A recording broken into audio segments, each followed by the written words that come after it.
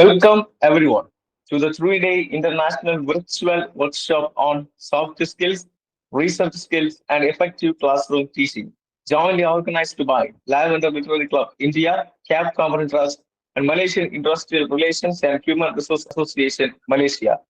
Today is the third day, and today we have three speakers: Dr. Anitya Banerjee, Professor, Department of Basic Science and Humanities, University of Engineering and Management, New Town, Kolkata, and Dr. P. Harshini, Assistant Professor, PG and Research Department of English, Ethiraj College for Women, Chennai, India, and Dr. Narasimhamurthy FV, Presidency University, Bangalore, India. Dear participants, we are moving to the first session. Let me introduce our first speaker, Dr. Anita Banerjee completed her PhD in the year 2012 from Calcutta University with specialization in the fields of Indian writing in English, eco-criticism, and environmental sustainability, post-colonial literature studies, folk literature, and folk narratives. She has been the recipient of both international and national awards for pursuing her research for excellence. Her keen interest in attaining academic excellence keeps her spirit motivated to achieve and explore more. We are very glad to have you, ma'am. I'm hand over in this session to you. This session is yours. Please begin. Uh, Thank you so much. Before I begin my session, am I audible? Yes, ma'am. Hope, You're yeah, audible. thank you so much. First of all, before I begin my session, I would like to thank the organizers for giving me the platform to share my views on the topic related to soft skill, research skills, and effective classroom teaching. So, thank you very much for your kind words of introduction. Just a minute. Yeah. Is my screen being visible? Yes, ma'am. We can see. Yeah. It's Yeah. visible. Yeah. Thank you so much. So, without wasting much of my time, I come to my core subject: soft skills, an essential ingredient for success. So, the key components that I'm going to discuss in this session are pertaining to what are soft skills, importance of soft skills, and the key important set of soft skills. I will go into details, the explanation of each of the skills. Before I go into the explanation of each of the skills, let me just give you a brief idea of what are the key important set of soft skills which one needs to have in his ingredients to make it an effective presentation of his or her personality. So, what are the most important key sets of soft skills? It deals with communication skills, it deals with body language, that is, we called the kinesics, the decision making skills, the self motivation skills, leadership skills, team working skills, creativity and problem solving skills, and last but not the least, the time management skills. If I come with the first set, the communication skills, it leads to the verbal mode of expression. Body language comes under the purview of the non-verbal mode, and it is called in the umbrella of kinesics. Making decisions, self motivation, leadership skills, team working skills, creativity, and problem solving skills along with time management, comes under the purview of inter and intrapersonal skills. Out of which, again, if I subdivide this, time management starts as a separate genre which comes under the art of chronemics. Before I go into the essential set of soft skills, I first start with what are soft skills. Now, this is a very pertinent question, which I also tell to my students is that your degree, the basic degree that you are earning is only the gateway to your employability index. You are just earning the quotient to be a part of that employability group or that employable group to which you can belong only with the aid of your degree, be it a graduation degree, be it a post graduation degree, be it a higher degree that you acquire in academics. But to sustain your job, to retain the employability index of your organization, you definitely need to rehearse and practice the soft skills. So, in the very basic terminology, there is a difference between the soft skills and the hard skills or the academic skills. So, with these words of introduction, I define soft skills as people skills, the skills which help us to interact, to associate, to communicate, to confront, to lead, to manage, to be decisive, to be impromptu in relation to one or in relation to many are called soft skills. For example, you see, when we communicate in an professional environment, the entire ethos of the ambience is vibrated to the synergy with what we are speaking. It is essentially one of the very basic soft skill which actually set the ball game rolling. So, why it is called the people skill is that it is your art of interaction which will modulate your later course of activity. People skills are also called the life skills. Why?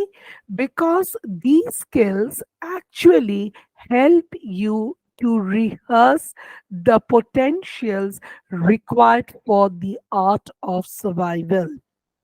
Because if we follow the concept of survival for the fittest as stated by Darwin, it is definitely the life skill because it will help us either to survive or to expire. So the term describes those personal attributes that indicate a high level of emotional intelligence. You see, for example, if I start with the first very basic concept of communication, being a leader, first of all, the art of interaction or communication becomes the key role to success. You may ask me question how. Suppose you are the head of an organization and you have a group of members who are working immediately under your jurisdiction.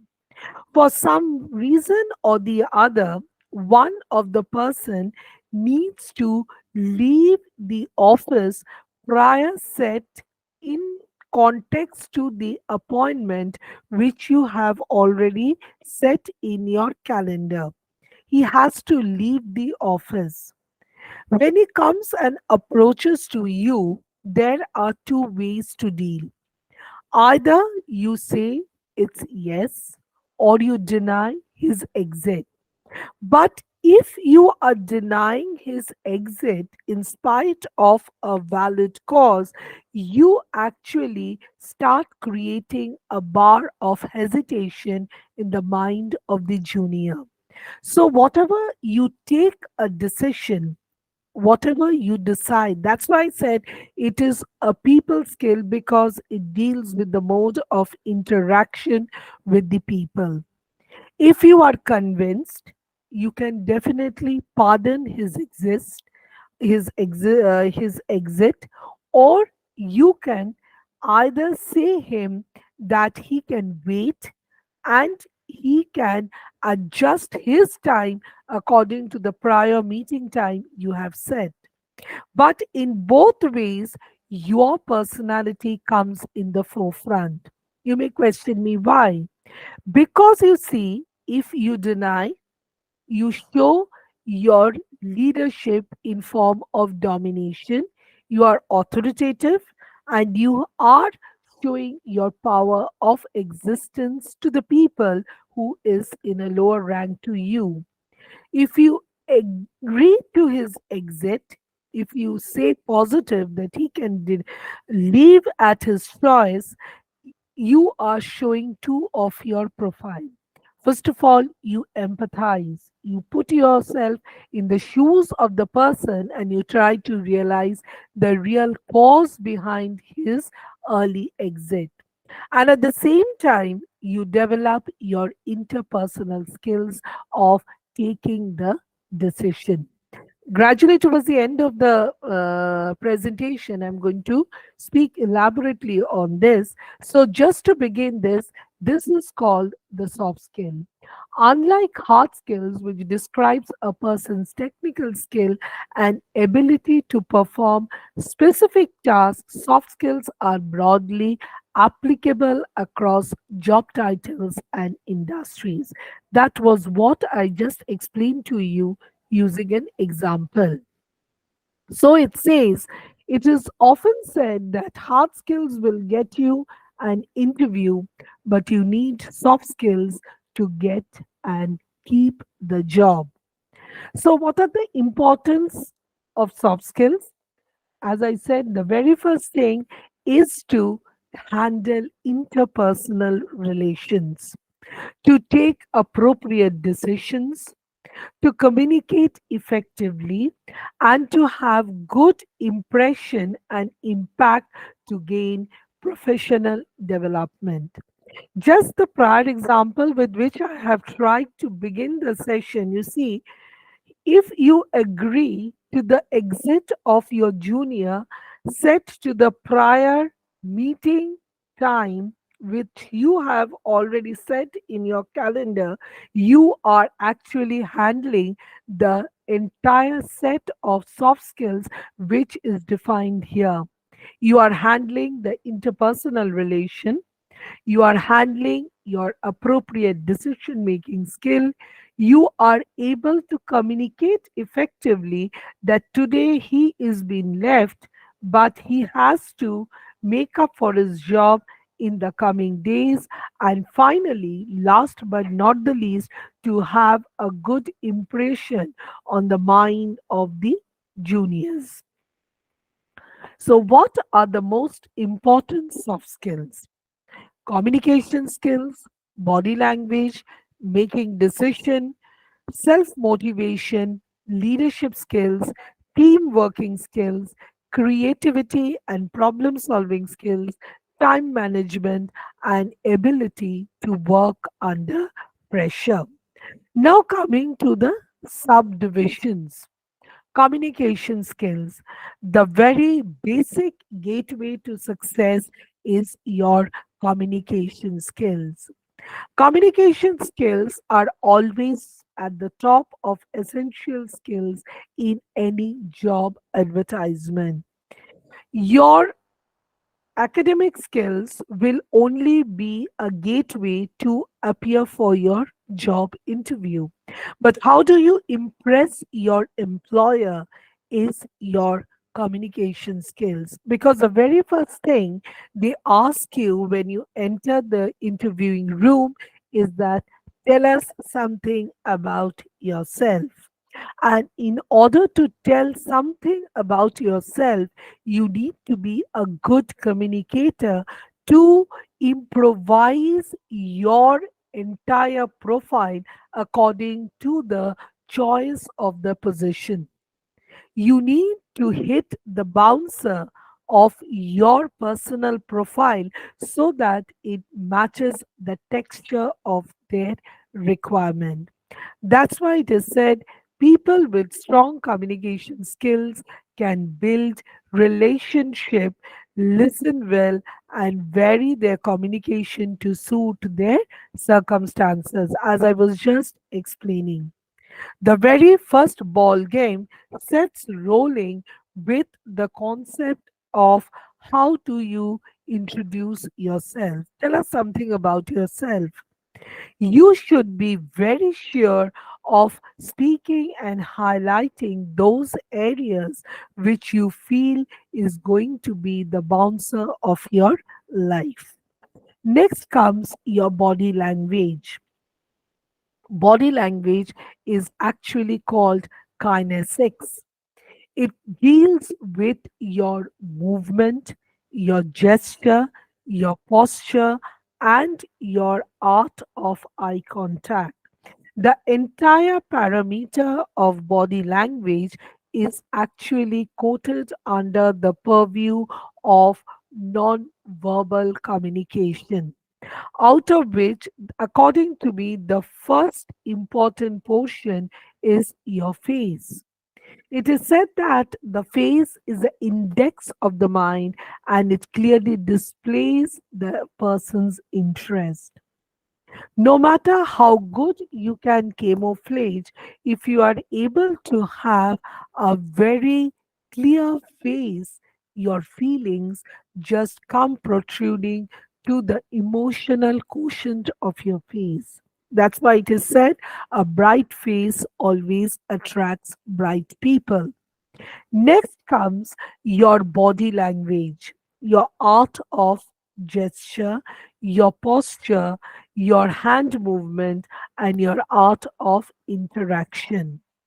Suppose you see when you're sitting for an interview or when you're sitting to meet a people, your gesture has to be that somber, that solemn, and that very disciplined so that people get to understand that you are a composed and a matured person. When you're sitting, you should be also composed so that you do not leave behind the loopholes where the people can articulate or even think of articulating you as a disorganized person. Now, you may ask me the question, how can they understand that you are a disorganized people? For example, I take a very simple example. When you're entering the interview room, there should be three knocks at the door. Once the door is open, you just cannot get in. You need to open the door, a side glance or a small glance, and then you need to ask the permission. May I come in? Once you are coming in and you come in front of the interview board, you stand at least for the time before you are not asked to sit. There are people which we have seen, they just come in, they pull the chairs and they sit immediately. No, you need to stand with all your credentials folded and organized in your hand. You greet the people, or if you don't even greet, you remain standing when they acknowledge your presence and they ask you to sit. Then only you sit, pushing the chair, and then after you have been sitting, you give a note of thanks. You see, this is so very minute, but if it is not followed, you are already marked in your body language. Again, you see the body language with arms crossed, standing, sitting, relaxing. What is happening is that every movement that you are doing is gauged according to the prominence of the situation. Next comes your decision making skills, the most important parameter for your nonverbal communication. You need to be that decisive. Decisions actually make an organization running. Valued by employers for many reasons, being able to make decisions is key to getting on in life. Your decision should be appropriate to meet the junction of the situation. As I said, that if you feel that your junior needs to leave, In spite of the prior meeting time that you have set, it is your decision that is going to create that impulse on the mind of the person who is working under you. So, your decision is your prime factor.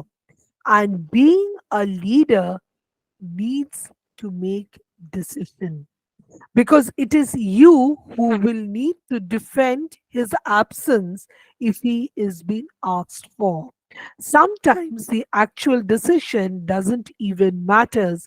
What matters is that you have made one and moved on. Exactly, you see what I am explaining with a real life scenario. Next is being a leader. One of the most important quotient for success is your self motivation. You need to be a motivator instead of being a dejector. Your employees who are working under your aegis may not have the same emotional quotient as you want them to do. But what happens is that if you become demotivating, if you been too criticizing, too overt in their work of appreciation, your juniors will lose the motivation to work under your jurisdiction.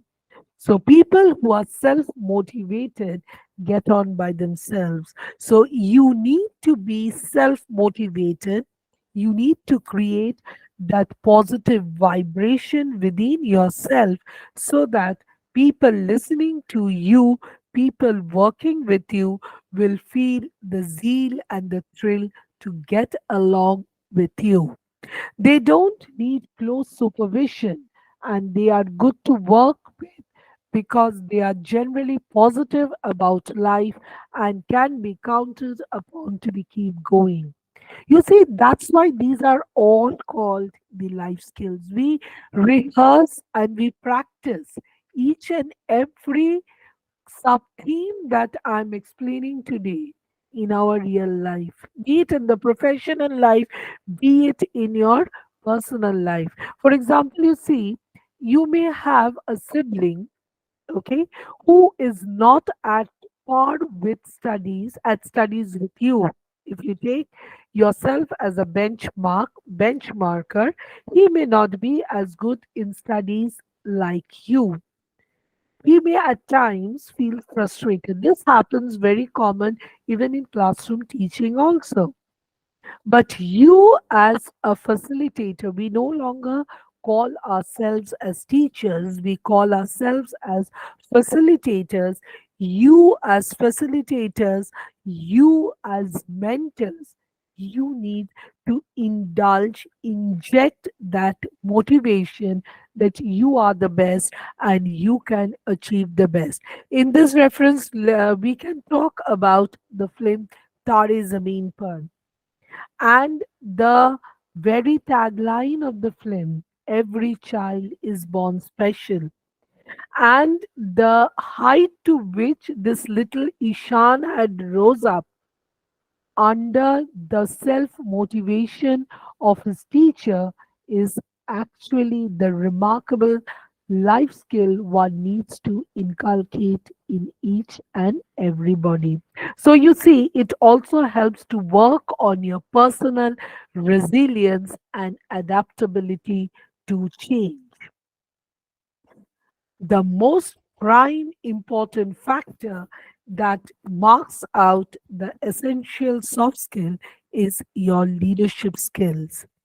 A leader is one who knows the way, who shows the way, and he goes on the way.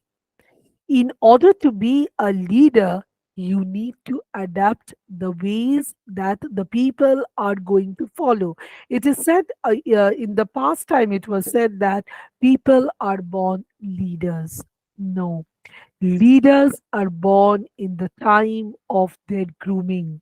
The more effective you are in your self confidence, in your work satisfaction, the better leader you grow up to be.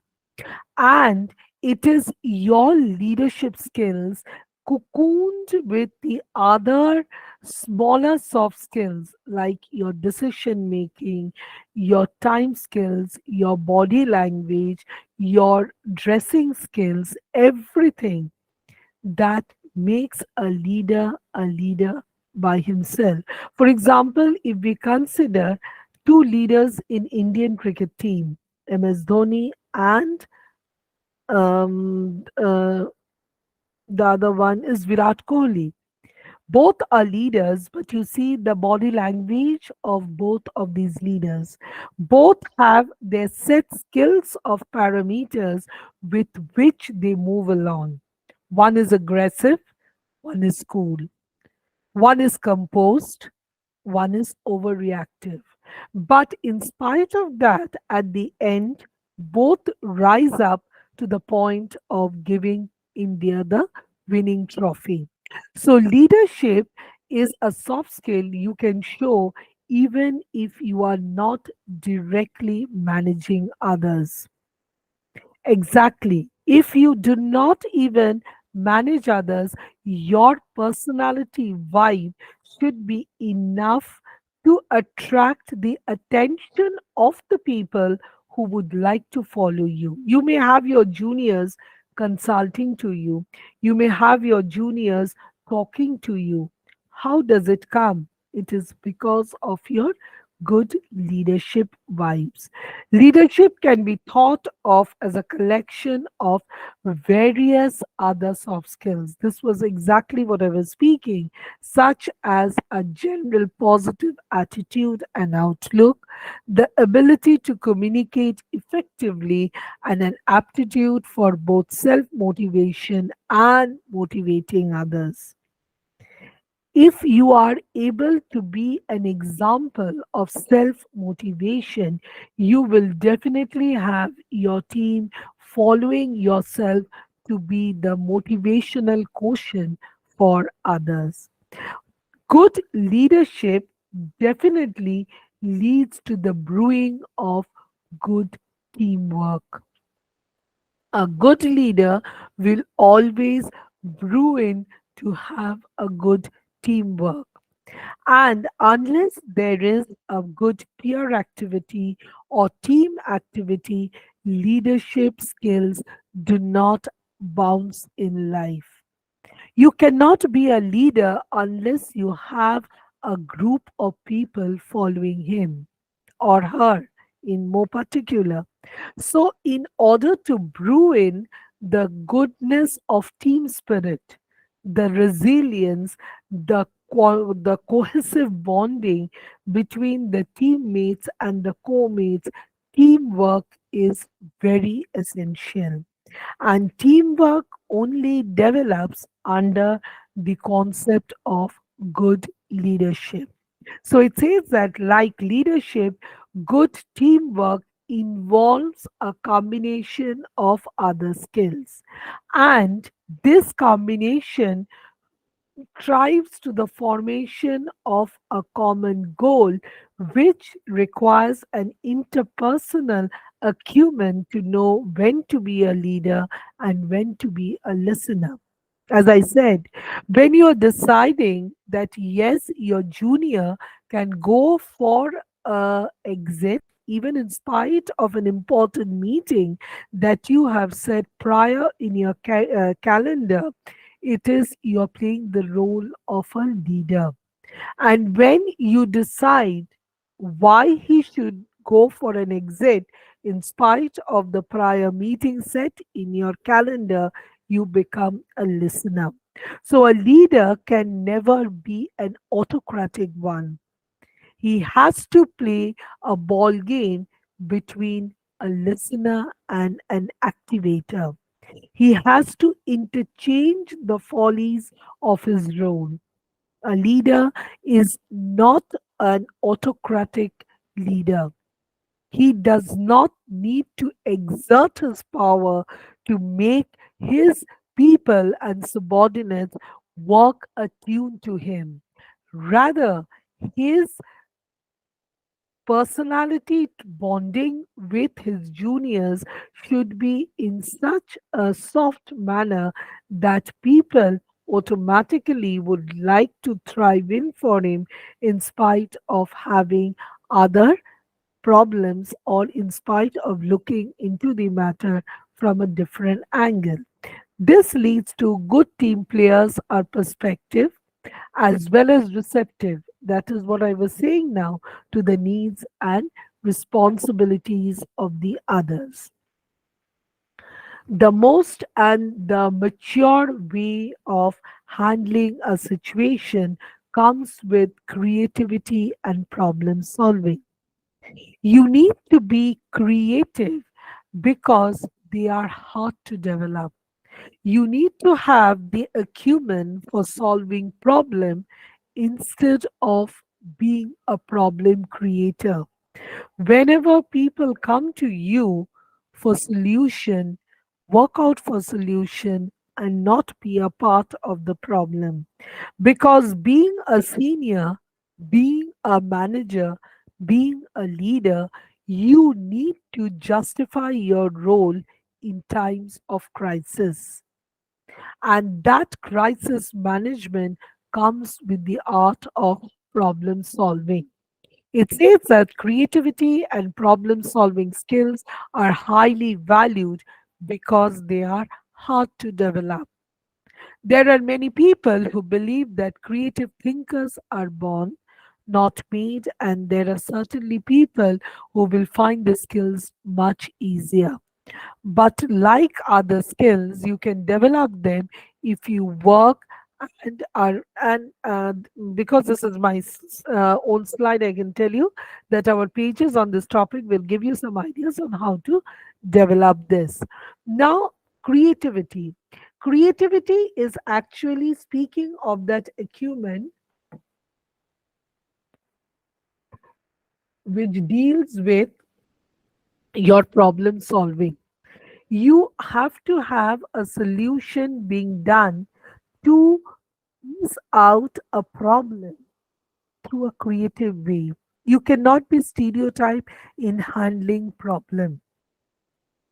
The handling of the problem to find a solution has to have the creative niche so that you are able to resolve the matter without creating much effect to the cost of handling the problem. I give you an example. For example, there has been a labor strike and the people are actually in a mode of protest. So, in order to find out a solution to this entire problem, the first thing, as I said, is that you need to have a leadership role. And being a leader, you need to first listen and then you need to execute. And your art of execution should be in the niche of your concept of creating a solution that will add on to the problem solving mode. Instead of agitating or adding much flavor to the concept of agitating the problem, your creative niche should actually lead to the amicable solution of solving the problem in a mitigated way. So that deals with the art of creativity and problem solving. This is the most important parameter in handling soft skills, time management, and ability to work under pressure. Time management actually deals with chronemics. We call this the nonverbal mode of communication and is called chronemics. What is time management? You need to prioritize your job according to the need of the hour. Too much of budging to a workload leads to mental stress. At the same time, if you are unable to deliver your work within the deadline, that also leads to your mental stress. So, the best effective mode of time management is to mitigate ways to make a balance between the work life and your personal life. You need to channelize your workload in such a manner so that at the end of the day, you do not have works being piled up. It's heaped up. One work pending, joining another work pending, and gradually the stacking increases from 1 to 4, 4 to 8. On the contrary, you need to prioritize your job according to the need of the hour. You need to frame a daily calendar and write in according to your choice which problem to attend first and which problem to attend last. And the moment you are able to do this, you find your time under your control because time and tide waits for none.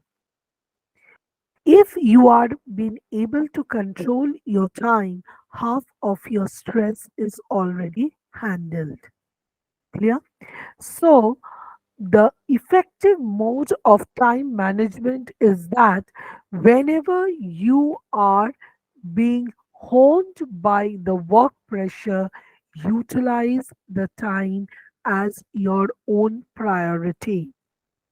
And you see, highly valued by employers, time management is very useful for organizing a family. Exactly. Because your life does not center only around your work zone. You have much to deliver in your office, in your employability periphery. Likewise, your family also needs a slice of your time. Be it your family, be it your team, your prioritizing and your ability to work under pressure. You need to deliver under pressure. The moment you are stressed out, torn out, you are already lost in the game. So, the last but the most important art of soft skill, which needs a value addition to everyone's life, is your time management.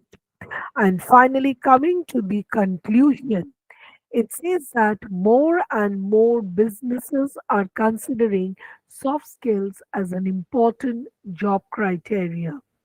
Yes, the more soft skills you are able to rehearse, the more soft skills you are able to imbibe, the better person you remain in your corporate life. Because a person having essential combination of all these effective skills actually stand out distinctive from the rest of the people. An increase in service industry emphasizes the need for the soft skills because in present job criteria, it is not the stick that speaks, it is the words that make you execute. And soft skills are used not only in personal life but also in your corporate as well as in your professional life.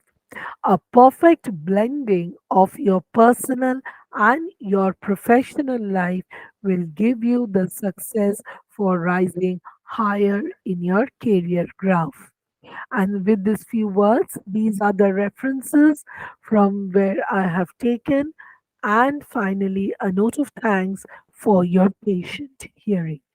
Okay, so I'll stop sharing.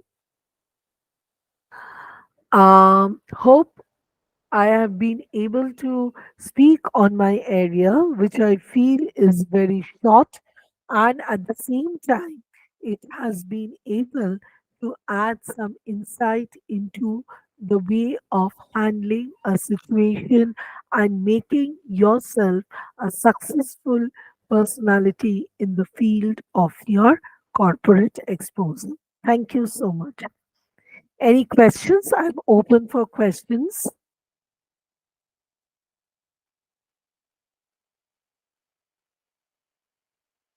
Yes.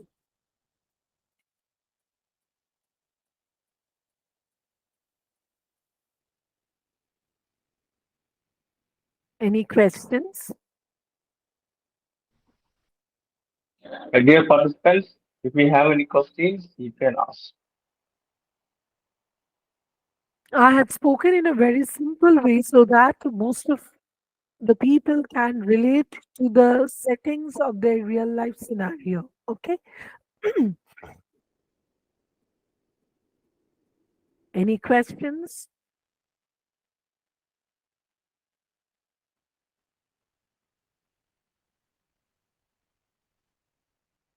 Okay. Hopefully not. Thank you so much, the organizers, as well as the participants and the learned listeners, for giving a patient hearing. Hopefully, it has added some brilliance to your concept of soft skills. And I wish that you would use these practical nuances to achieve much higher in your life. Thank you so much. Thank you, Dr. Anita, for very informative talk. Thank you so much. Dear participants, we are moving to second session. Let me introduce our speaker, Dr. B. Harshini, former professor, Department of English, Dr. MGR Educational and Research Institute, University, Chennai. She is also an editor and content writer. Presently, she is working as Assistant Professor of English, PG and Research Department of English, Ethiraj College for Women, Chennai, India. We are very glad to have you, ma'am. We hand over in this session to you. This session is yours. Please begin. Okay, so shall I start the session? Yes, ma'am. You can start. Good evening. Good evening, everyone. Am I audible? I hope I'm Yes, ma'am. audible to You are all of audible. you. Yes, Yes, ma'am. thank you so much. Okay, give me a second to share my screen. And I'm so happy to be with you all once again to present my thoughts on the topic virtual teaching, challenges, and opportunities. Okay, just give me a second to share my screen.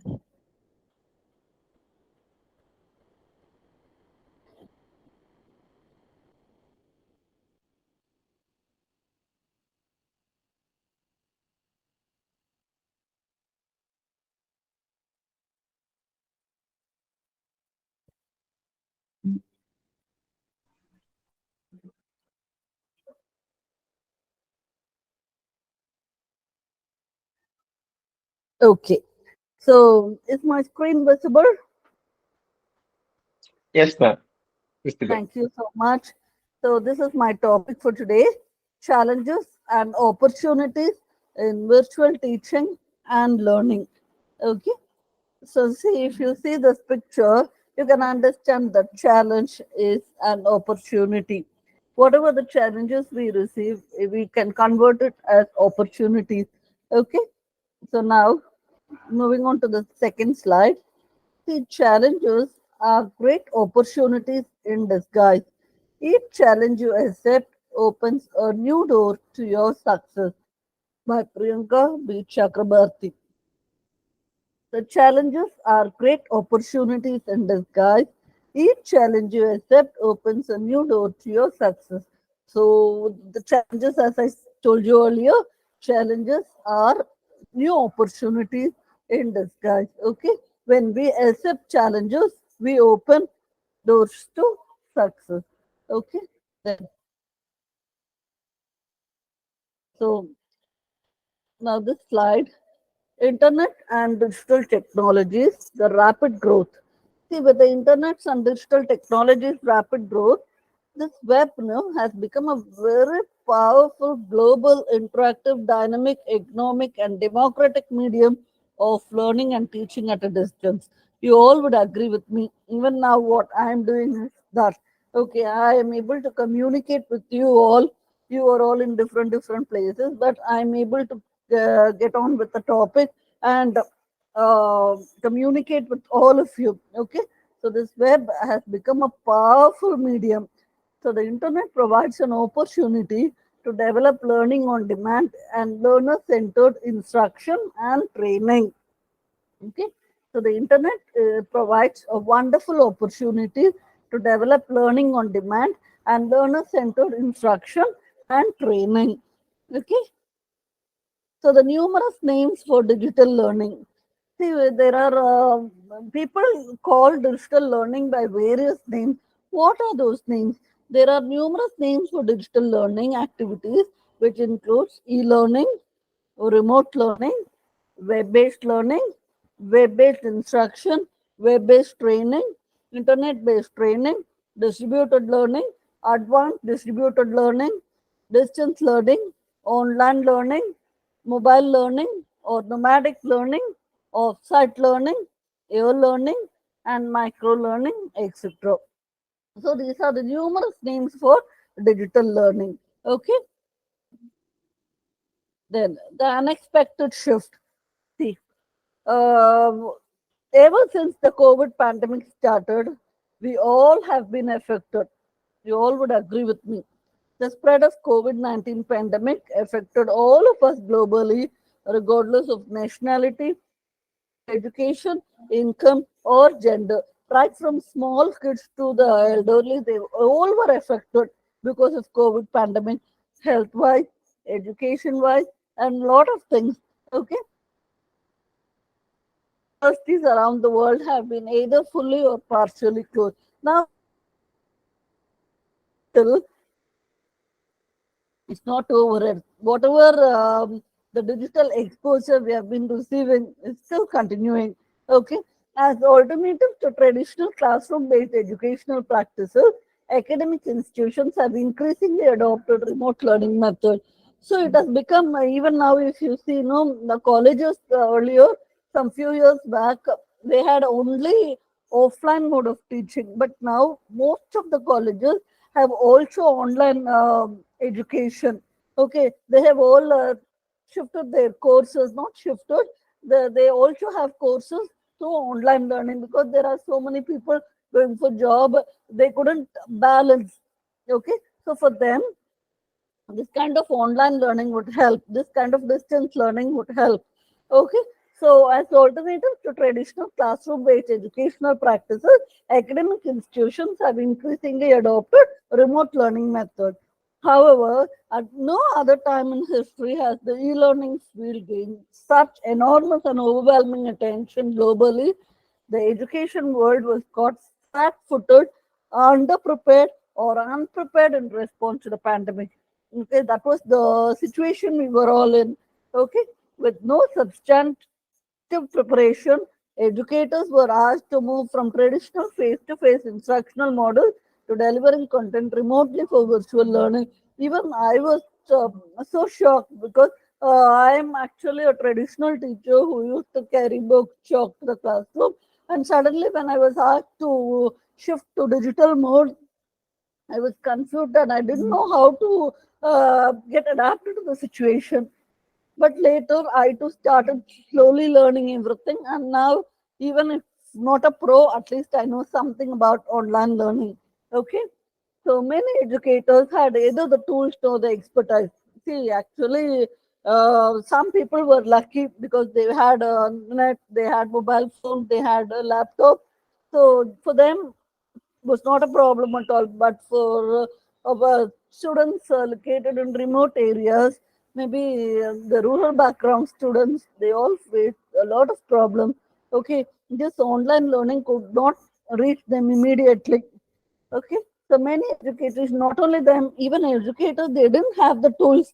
Okay, nor the expertise to shift from face-to-face instruction to virtual learning via e-learning within a short period of time. Within that short period, they didn't know what to do actually.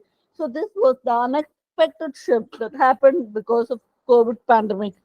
Okay, now students and classroom. See, today's students differ from the students our educational system was designed to teach.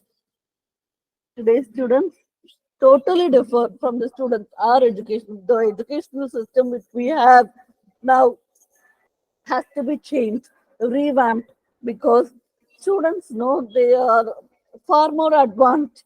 They are used to so many things through their mobile phones, through their laptops and other things. And if we still take up this kind of traditional teaching, definitely it's not going to help. So this revamping should be done immediately. So education of the 21st century must be active, engaging, and customized to fit the needs of the individual learner. So the education of the 21st century must be very active, engaging, and customized to fit the needs of the individual learner. Okay.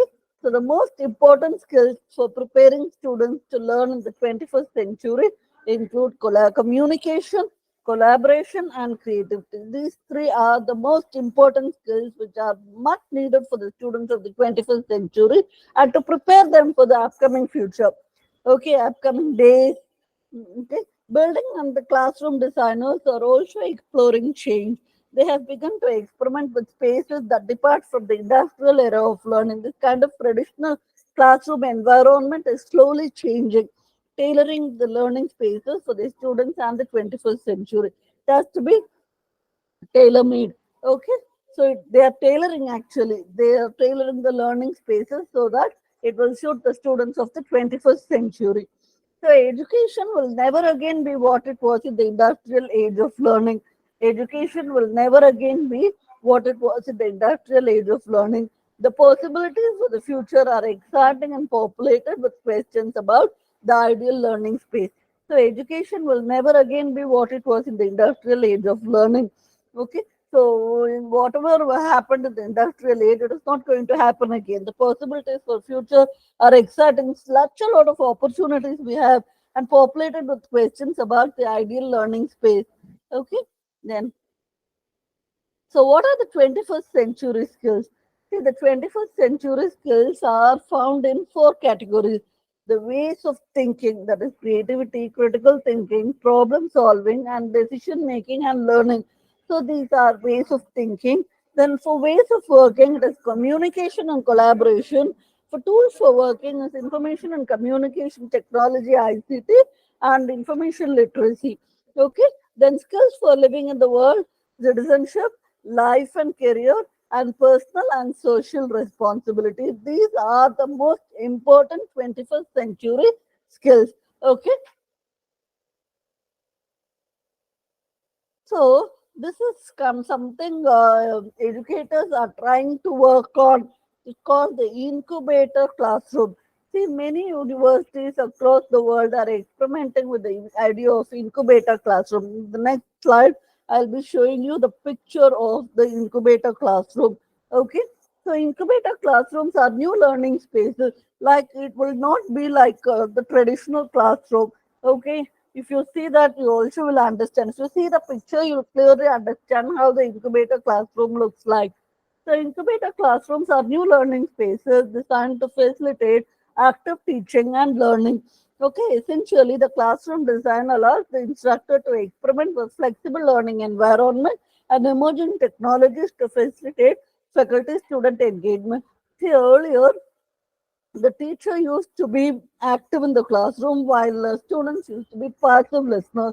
But now in this incubator classroom setting, it is going to be totally different. Okay, the instructor is also going to what they're going to have some flexible learning environment, a friendly type of environment, and along with whatever the emerging technologies, they will enhance. What is that to enhance faculty student engagement? Okay, this type of environment encourages active learning and fosters increased student interaction.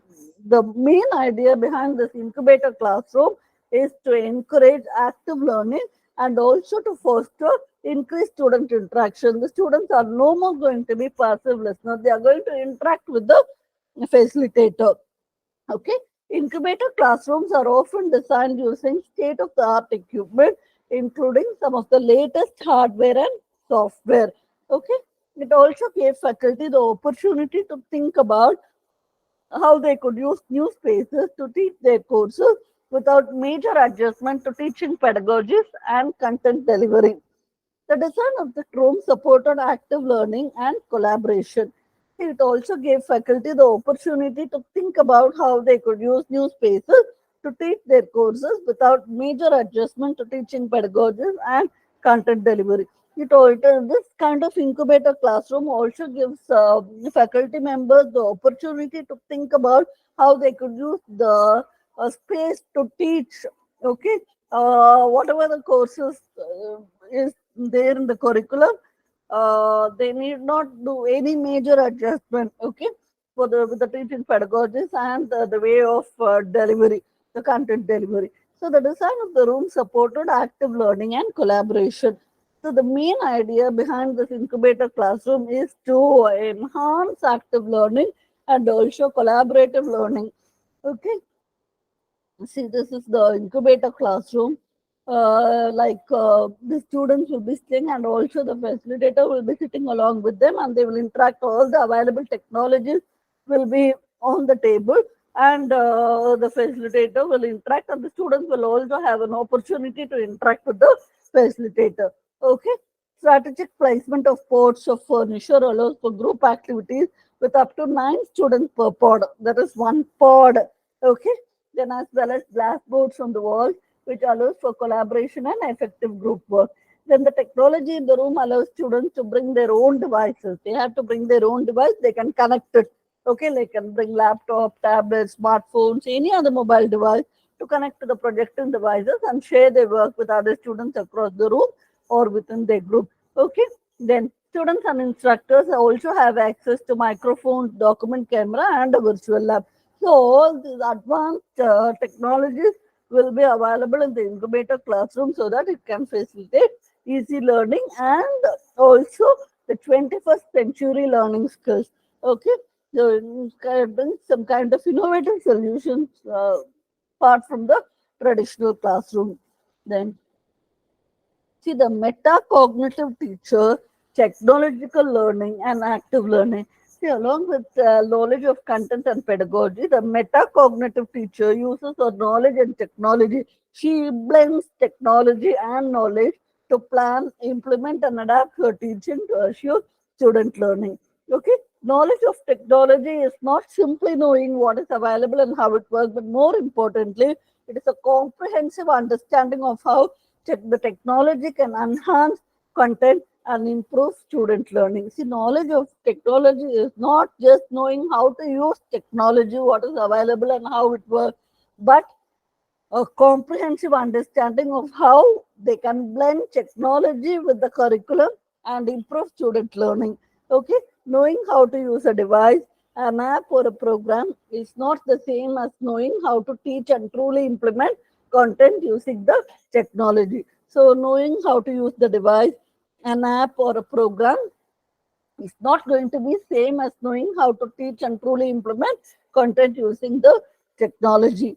Okay, the metacognitive teacher will not just teach with the technology, she will also seek to implement technology to totally transform learning, refining and modifying the design of learning to create skills and strategies that is most needed for the 21st century learning. Okay, then the metacognitive teacher is a lifelong learner. Very, very important point. The metacognitive teacher is a lifelong learner of technologies because it is always going to be changing. Okay. Today we have this, tomorrow we are going to have that. Okay. Today it's going to be artificial intelligence, tomorrow it's going to be something else. Okay. So the metacognitive teacher should be a lifelong learner of technologies who continually looks for ways to integrate new technologies effectively and strategically to enhance student learning and content knowledge. Okay, so the metacognitive teacher is supposed to be a person who is all ears and all eyes to what's happening around.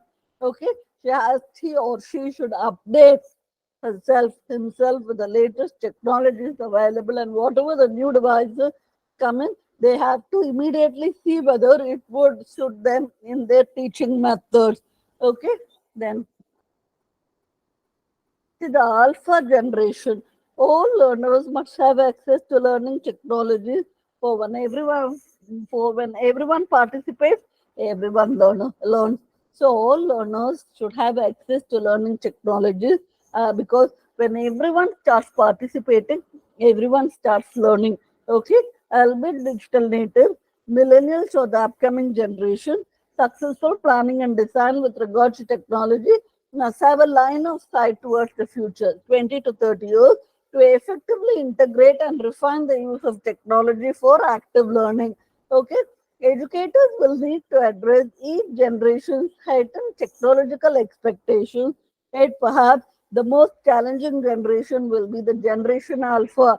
They are children born after 2010 to the Generation X and Generation Y.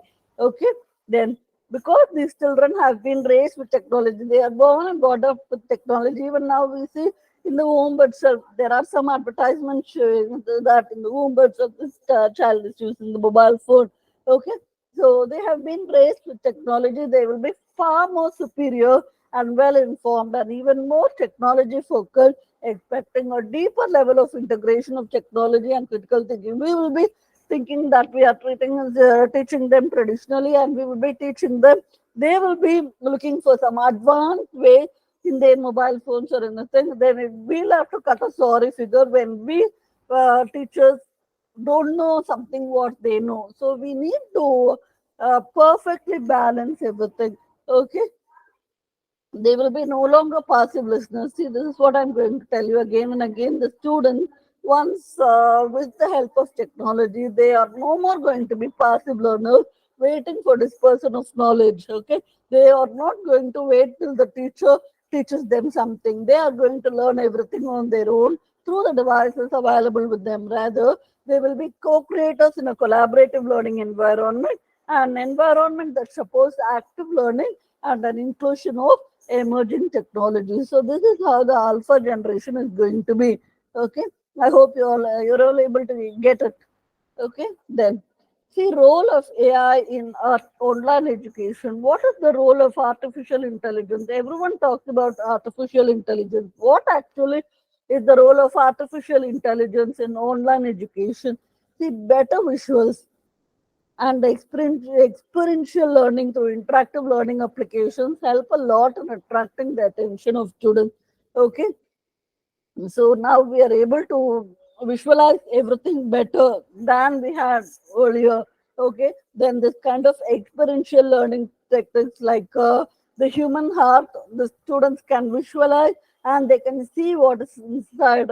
Okay, earlier it was only through pictures or anything, but now it is far more advanced. Okay, the cloud feature of AI in virtual learning has the provision of revisiting the lecture and the study material even after the day is gone.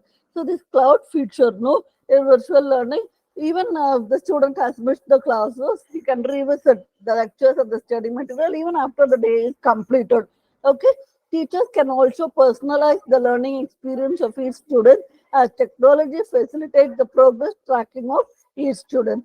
Teachers can also personalize the learning experience of each student. Teachers can also help in personalizing the learning experience for each and every student as technology facilitates the progress tracking of each student. They can easily track the progress of every student. Okay. Then virtual classrooms have the perk of collective intelligence. Students can share whatever they find relevant. So because they have the available technologies, they can share whatever they have found interesting regarding the particular topic. Okay. And interesting to a particular concept taught in the class. Again, the involvement in the class depends on the student in the end. All AI can assure is betterment of the chances of that happening. So AI can enhance the chances of students being active listeners. Okay, this is an interesting feature of artificial intelligence. Artificial intelligence opens up many creative games for both students and teachers. The assignments for students can be out of the box, showcasing their abilities and knowledge beyond the prescribed book, which in turn makes them more confident about their work.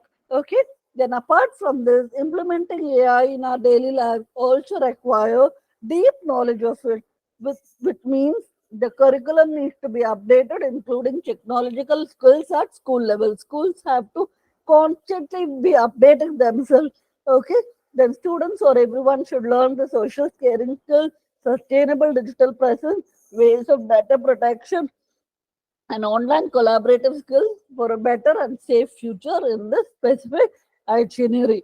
Okay, so role of AI in online education is highly surprising and highly improving. Okay, so we need to adapt to them. Then blended learning. Many of you would have heard about blended learning. So, what is blended learning? Blended learning is a case in which lesson takes place partially online and partially in other ways. So, blended learners have a lot to contribute to the field of education. Those who take up blended learning, they have a lot to contribute to the field of education. Then, blended learning enables an enhanced learning experience by enabling various learning environments. It encourages reinforcement, it increases the accessibility of learning materials. It helps create a sense of community and cooperation through forums to share collaborative and communication platforms and learning experiences.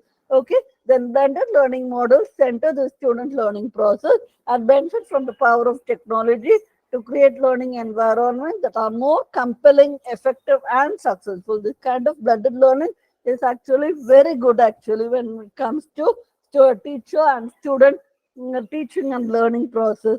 Okay, blended learning includes direct teaching, indirect teaching, collaborative teaching, and individualized computer aided learning concepts. So these are all the forms of blended learning. Okay, now let's see how blended learning works.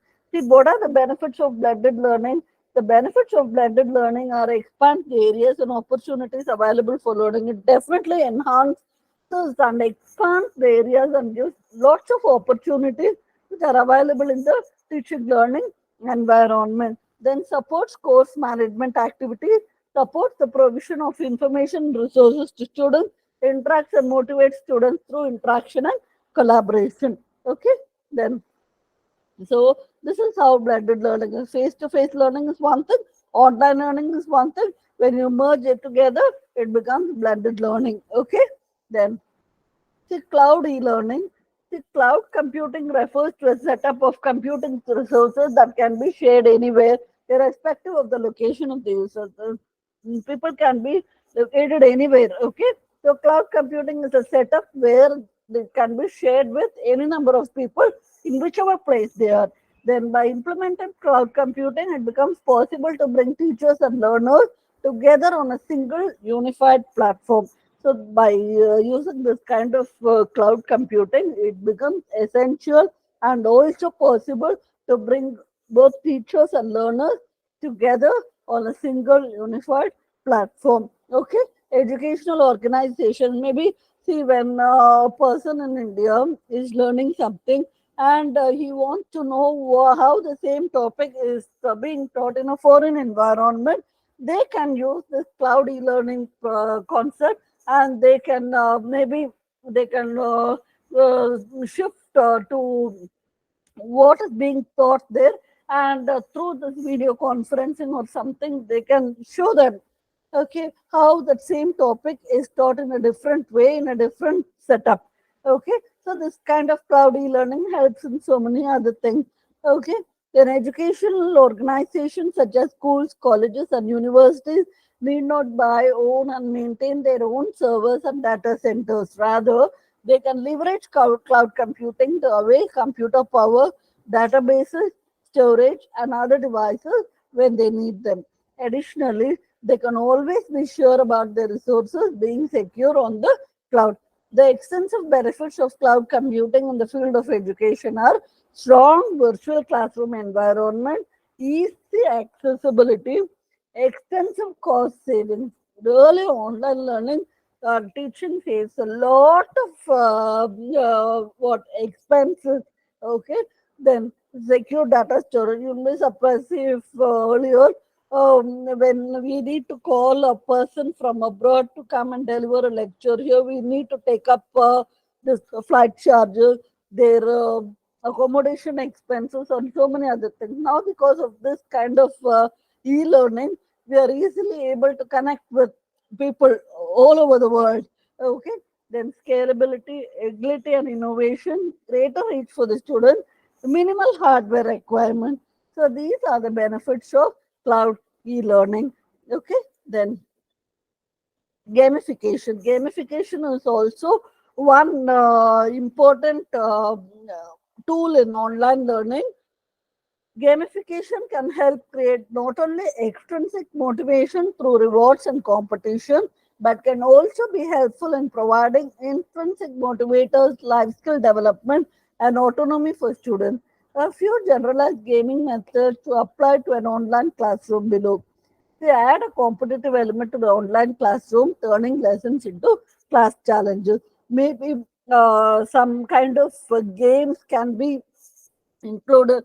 Like if you see, like people would be teaching something and they will convert it to some kind of games where when they give some objective question, like, and when they click on to the correct answer, the scores will be shown in the online setup itself. Okay. And so this kind of games can improve, you bring in a positive collaboration, and also improve enthusiasm of the students. Okay. Then create levels and rewards for students after the lesson or completion. Maybe like earlier, if you see in the traditional classroom, if a student performs well, the teacher would just in a chart paper, she will maybe cut the chart shape pictures, and she will paste it near the student's name. Okay, the same thing can be done in better ways through gamification. Okay, create levels and rewards for students after task or lesson completion. If they, after the lesson completion, if a student has performed better, they can create levels and rewards for students. Add a leaderboard or dashboard to showcase individual performance to or weekly class performance with prize or bonus points if you feel so inclined. Turn multiple lessons into quest journey with a storyline and digital checkpoints along the way. Give out learning badges that students can earn throughout the year and collect in a digital trophy room. There is something called digital trophy room, and the students can collect learning badges, whatever they have gained, and they can put it in the trophy room. Okay. Then incorporate video modules, diagrams, and creative quizzes for students to participate at their own pace. Let them take their own time and participate in all that. Maybe some deadline can be given, otherwise, students will take their own time, days together. This should not be allowed. Okay. Then mobile learning. See, today many technological devices are manufactured in portable form and used by people. These devices shape the daily lives of users differently. Until recently, mobile devices were limited to social communication, and there were few people using it pedagogically. At present, the teaching technology delivered through mobile technology is mostly social and economic. Okay, students can control where and when they want to learn. It's up to students. They can have full control about what they want to learn, when they want to learn, and where they want to learn. Okay. Mobile learning through the use of mobile technology allows learners to access learning materials and information where they want it. Then smartphones, tablets, laptop computers, and other mobile devices are great opportunities for learning. Then mobile learning focuses mainly on the development of mobile applications and software platforms used to create digital content in the form of digital textbooks for e-learners and access to educational resources through mobile devices. Sometimes I encourage students to carry the textbook, digital kind of textbooks in their mobile phone. I actually ask them to bring the textbook, okay, but in case they don't bring, instead of punishing them, I'll ask them to open their textbook online, and they can, so that they can be active in the class. Okay, instead of uh, not concentrating in the class, they can at least learn something. Okay, even if they are not interested, they are if they forget to bring their textbook, this kind of limited digital textbooks can help them to concentrate up to some level in the classroom without diverting their attention to many other things. Okay, then Now, what are the challenges? We have seen lots of opportunities in the previous slide, but what are the challenges with COVID-19 pandemic? It has become clear that education system is susceptible to external dangers. Some earlier thoughts were pandemic related anxiety will have negative effect on student academic performance. Okay, if you see the academic performance of students now, many students have some bright students also, they have lost their marks maybe these 2 years because parents had actually they had a thought that they should not be giving their mobile phone unless and until their children reach a particular age. But what happened is, because of this kind of online learning and because they were compelled to learn through online, parents had to give mobile phones to their children. And because many parents were also working, mobile phone will be with the children and they will be in the office. And children know they had lots of opportunities to see everything in the mobile phone other than the lesson. So now, if you try to take off the mobile phone from the child, it will be very, very difficult. Even small children, maybe some 2 years or 3 years, they don't eat without the mobile phone. They want to watch some video, they want to see something interesting, and only then they will open their mouth to eat. This has become the trend now. Okay, cannot be avoided at all. Parents do struggle to take off the mobile phone from the children, but it's becoming very, very impossible. If you ask me as a parent, even I'm finding it very difficult because I'm able to control my children, but not to a greater extent. Okay, I wish them 2 minutes, mom, 5 minutes, and they don't know how the time is going on. After 1 hour or 2 hours, they will realize that they have used it for a longer period. Okay, all our scolding goes to their ears. You can't do anything. The academic performance of students might be affected by racial, economic, and resource differences, and the larger part of instructors were not effectively ready to deliver high quality instructions remotely. Okay, so these are the challenges. Then see, technology, online learning in its entirety is dependent on technological devices and internet. Instructors and students with bad internet connections are liable to be denied access to online learning. Okay, if now if you ask me, almost everyone have access to mobile phones, but if they are in some remote place and if they don't have access to internet, low connection, low bandwidth, they will not be able to actively participate. Okay, then the dependency of online learning on technological equipment and the provision of the equipment was a big challenge for institutions, faculty, and learners. Some students have outdated devices that are not compatible with the browser. Due to this, they face difficulty downloading. Okay, they because of lack of money. Okay, because they will not be able to afford expensive mobile phones. They have outdated devices that cannot be compatible with the browser. Because of this, they will find difficulty downloading. If the teacher sends something, a PDF format or something like that, and ask them to do some activity, they will find it difficult in downloading it because their devices are outdated. Okay, then students with accessibility problems find it difficult to follow instructions posted on the course announcement section of program, and due to this, they miss out important announcements posted by the teacher. Maybe because if you have low internet connectivity, you will be missing out because now most of the information are being circulated only in WhatsApp. They'll have a group and they will circulate all the information. And if you have low connectivity, then it is likely that you will be missing out important information.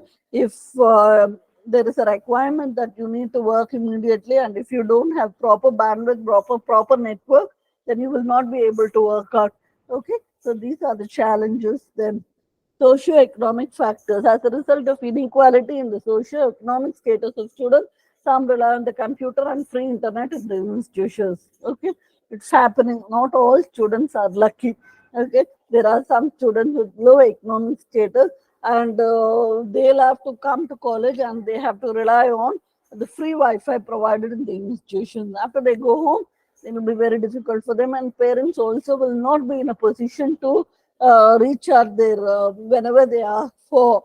Okay, then it becomes undeniable that students with low economic, socio-economic background will definitely find it difficult to migrate as early as expected, since they cannot come to school, college due to the pandemic.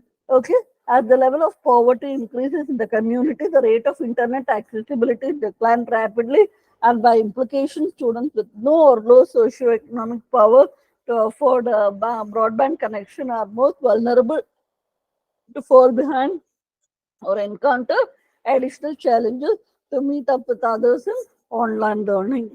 Okay, then digital competence. See, actually, digital competence is a group of skills, knowledge, and attitude needed when using ICT and digital devices to perform responsibilities such as problem solving, information management, collaboration with respect to effectiveness, efficiency, and ethics. Okay, in this jet age, rapidly growing age, not all digital natives possess digital competence that are not limited to education but all spheres of life. Students and instructors with the low digital competence are liable to lag behind in online learning. If they have low digital competence, it's very difficult to move fast in this competitive world, okay, which is fast growing with technology. Then, due to digital transformation of instructional activities during the pandemic, libraries are to follow the trend in order to deliver effective services to faculty, students, and other stakeholders through digital library. Digital library has become very, very famous now. But how do we know how many of them open the particular book and read?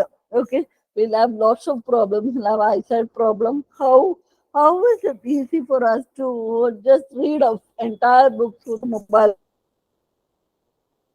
library? It is really difficult to read uh, something as a book in the mobile phone.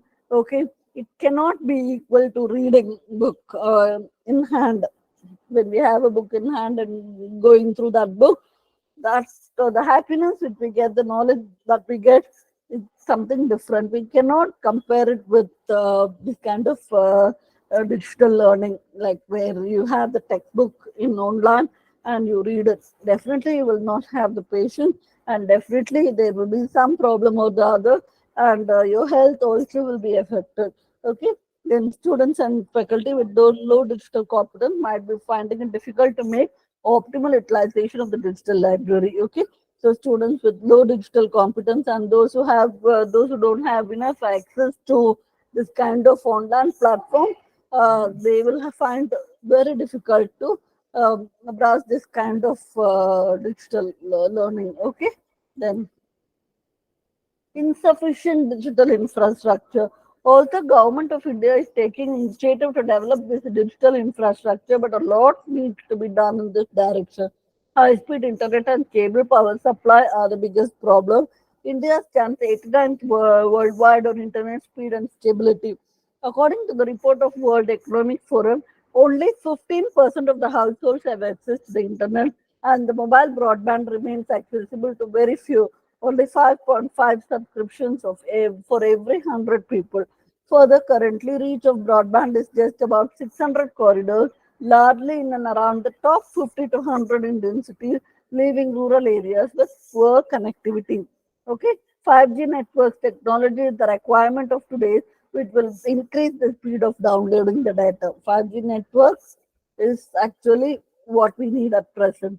Then limited social interaction. You all will agree with me because of this kind of digital learning, digital. We have so much of friends in Facebook, very very limited friends socially. Okay, when we see people when we post something in Facebook or Instagram, we get so many likes. The same people when we see face to face, they won't even smile, they won't even interact with us. We don't have time because we are so obsessed with this, and we feel that it's our world actually. Since online education can be accessed at home or any other convenient place, there is very limited direct interaction with the teacher and other people doing the course. Few for courses which are self-paced, there is very less discussion among the peers. Okay, if this kind of online learning is going to grow, then social interaction will be very, very limited. Okay, the student will not be able to communicate freely with their friends. They will not even know who is who. Okay, most of the discussion takes place through email, chat room, or discussion group. There isn't any campus atmosphere to improve social interaction, so you are not able to develop any social skills which do help with the career growth. Okay, so these are the problems happening. Then questionable credibility of degrees. Although industry has started recognizing online degrees, there are still a lot fraudulent and non-accredited degrees being offered online. Even though many big institutions have started this kind of online degrees, companies which offer jobs, so they are still skeptical about online degrees happening. They ask whether you had a face-to-face learning or online learning, and if we say online learning, definitely they think they'll have second thoughts. Okay, the number of scam operators offering fake certificates which does not have any credentials are rising. These scams are not just these scams not just lose the credibility of online certificates, but also the faith of prospective employer in online programs. So these are the problems. Then lack of motivation. See, nothing comes like face-to-face teaching where students the teacher's motivation helps the students a lot. Okay, some students need the push to get to the class. In case of self-paced online program, students may procrastinate. Okay, they may not, they'll just switch on the, there is no compulsion that the student should switch on the video, switch on the audio. They will just show as if they are online, but we don't know where they are. Last time when the pandemic started, when I started teaching online, some students, so they were present, but because they didn't switch on their video and audio, I had a second thought and just asked, where are you actually, ma? When I asked like that particular student is telling, ma'am, I'm because he heard his name being called. He says, ma'am, my mom asked me to go to the shop to get something, so I'm on the way. So this is what is happening. Okay,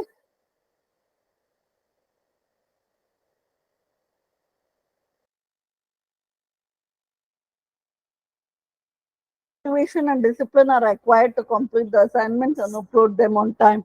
If you have difficulty working independently, staying organized, meeting deadlines, you might struggle in an online program. Okay. See, when it is face-to-face teaching, when we want the students to submit assignment, we will be at the back of them.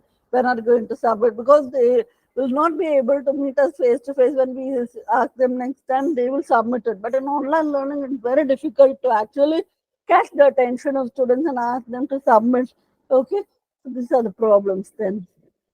Language content. India is a multilingualistic country and a vast majority of the population come from rural areas. The content offered by most of the online courses is in English. Hence, the students who are not able to speak English struggle with the availability of language content. See, language content is the problem not only in India, but in some parts of the world also there are people speaking their mother tongue fluently, but when it comes to English, they have difficulty. Okay, so this hence the students who are not able to speak English struggle with the availability of language content. Hence, it is the duty of computer professionals, educators, administrators, language content creators, and content disseminators to sit together and give a viable framework and standard solution to the learners doing only Indian languages. So this language content is also a problem, but now it has become far more advanced. See, some 2 years back when I used to translate.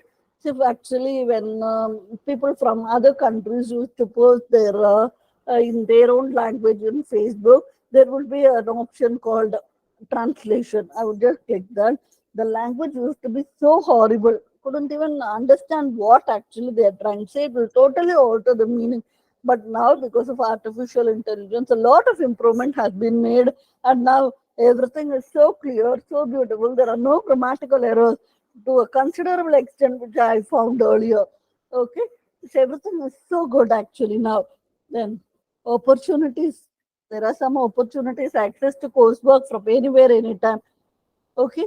You have the freedom to study and complete your coursework 24/7 from anywhere and at any time that suits your busy schedule. If you are a busy professional, this kind of online learning will definitely help you. If you're out of town on business, you can do your schoolwork back at the hotel while you're waiting for a connecting flight or between meetings. All you need is a laptop or other digital device. Once you log into the student portal on your class university online university website, you're at school, you can access assignments, post homework, watch faculty presentation, join student discussion, conduct research, contact your teacher and classmates, get assistance from student support services, receive feedback, and access your test grade. So all these are possible. There are plenty of opportunities, access to coursework anywhere, anytime. Okay, then combination of structure and freedom. Online degree programs are built on a structure of weekly assignment and due dates that you must meet, whether it's taking an online test, posting homework, papers, and projects, watching a faculty presentation, or participating in a discussion with fellow classmates. However, within the program structure, you have the freedom to choose the best time to participate that sync with your schedule. Okay, this an opportunity is like it's a combination of structure and you have enough freedom to. Okay, then effective time management. See, all you need to learn in online education is proper time management. And online education provides a welcome environment for working adults who need to balance work and family with the new demands of going back to school. Okay, right away you save hours every week, not having to commute back and forth to classes, the campus. It's actually greatest benefit is like you need not spend much on traveling. Okay, you can sit in one place and you can do your work. And then that's just the beginning. Going back to school sharpens your time management skills because you have to be disciplined and find the time to study. Okay, then expanded worldview. Online degree programs attract students from across the US and around the world who bring different perspectives from diverse cultures. You may have opportunities to work on group projects and collaborate with international classmates. Insights into other business cultures, attitudes, and problem solving approaches can inform your own approaches to problems and opportunities. So, this kind of expanded worldview is possible. Then, asynchronous discussion with classmates. See, within the learners may reflect on comments from others before them. This structure allows students time to articulate responses with much more depth and forethought than in the traditional face-to-face discussion. Okay, they can deeply think, analyze, and then they can communicate. This kind of synchronous discussion with classmates is possible. Classmates are possible. Okay, then comment of another on the spot and formulate the response or otherwise lose the chance to contribute to the discussion. Then immediate feedback on tests. This possible when you're enrolled in one of the many online degree programs available. You don't have to worry and wait for days for test results. You take your test online and they are usually scored when you finish. You can quickly see where you did well and where you need improvement. When you submit papers and projects, you'll use a private Dropbox where your teacher will access your assignment confidentially. You need not show it to everybody. Only your teacher can have access to your assignment, and then your teacher can give provide feedback, written or video feedback. Okay, then sharpen digital skills. This kind of virtual teaching and learning sharpens your digital skills to a considerable extent, and this is much needed because we are living in a digital world. Okay, while increasing your knowledge and skills in your area of study, you'll also be honing your digital skills on the most sophisticated online learning technology. Even the most advanced software you can learn. Okay, because we are actually not going to stop with this. What is our the available technology? We are going to uh, get access to new and new technologies in future. Okay, so as we move on with technology, we will also be honing our digital skills to a considerable extent. As you continue to learn and study in an online world, you will become confident and highly productive using interactive online tools such as online tests, boxes for homework, collaboration tools, email communication to faculty and fellow classmates, and video presentations by faculty. So lots of things are possible. Then career advancement opportunity. These are the benefits of virtual learning. Just like courses taken in a traditional classroom setting, virtual learning can provide you with a number of career advancements and opportunities, but online students have better opportunities to collaborate with international classmates. See, not only national, international classmates, as I told you in my previous slide, the students will have access, they'll be lucky to communicate with people abroad. See, actually, I was able to get a lot of international friends purely because of this kind of online education. Okay, when the pandemic started, before the pandemic started, I actually was in a closed group, knowing only 4 or 5 people. Okay, but after once the pandemic started and we were asked to do so many things online, I had no other way except to communicate with people abroad also. And now I have lots of good friends in many parts of the world. Okay, they are really wonderful, and because of them, I am able to learn a lot of things. They to get benefited, I to get benefited because of them. And recently, I did a program in Azerbaijan, and it was purely because of that pandemic. That's what we convert challenges to opportunities. Okay, when there is a challenge and when we step back, we will never be able to learn anything. We need to take it as an opportunity and move forward. Okay, when we take it as an opportunity and move forward, definitely we are going to learn such a lot of things, and who knows, we will be um, getting access to lots of things, and we will also be knowing people who are abroad. They'll be so friendly with us. Lots of benefits can happen. Then, because you're the master of your own schedule, students of virtual learning are better prepared to continue working while pursuing academic credentials. And for students who aren't employed, academic work can serve to explain any discontinuity or gaps in a resume. In either case, the advantages of virtual learning can be clearly seen on a resume. Okay, then advantages of virtual learning with course variety. Among the many educational benefits of virtual learning, some are very easy to identify. Online courses allows you to earn essentially the same range of different degrees that can be earned from a traditional educational environment. That includes learning certificates and professional certifications to master's degree or doctoral degrees. Students who find their focus suffer from classroom activity may benefit from online classes. Students who aren't as assertive may have better opportunities to participate in class discussion while communicating online. Working from your own choice of environment with self-paced learning, the results can be more personalized learning experience. So these are the advantages of virtual learning with course variety. Okay. Then cost advantages of online learning. The education is actually very, very expensive, but virtual learning can provide a number of ways for students to save. Not only to commute to campus can help you save on transportation costs, it also means saving time because you don't need to travel to and from campus. Every year, the average student spends much amount on textbooks and course material. Virtual course work often takes less advantage of virtual resources, which translates into less money spent on textbooks. Tuition costs can also vary between online and on-campus programs. Then between all sources of savings, cost cutting can be an enormous advantage of virtual learning.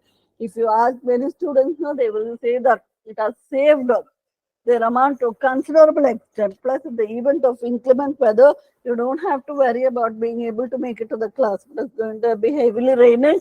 So teachers, even if they are in a traditional classroom environment and if they have something important to complete, they can suddenly shift to online teaching.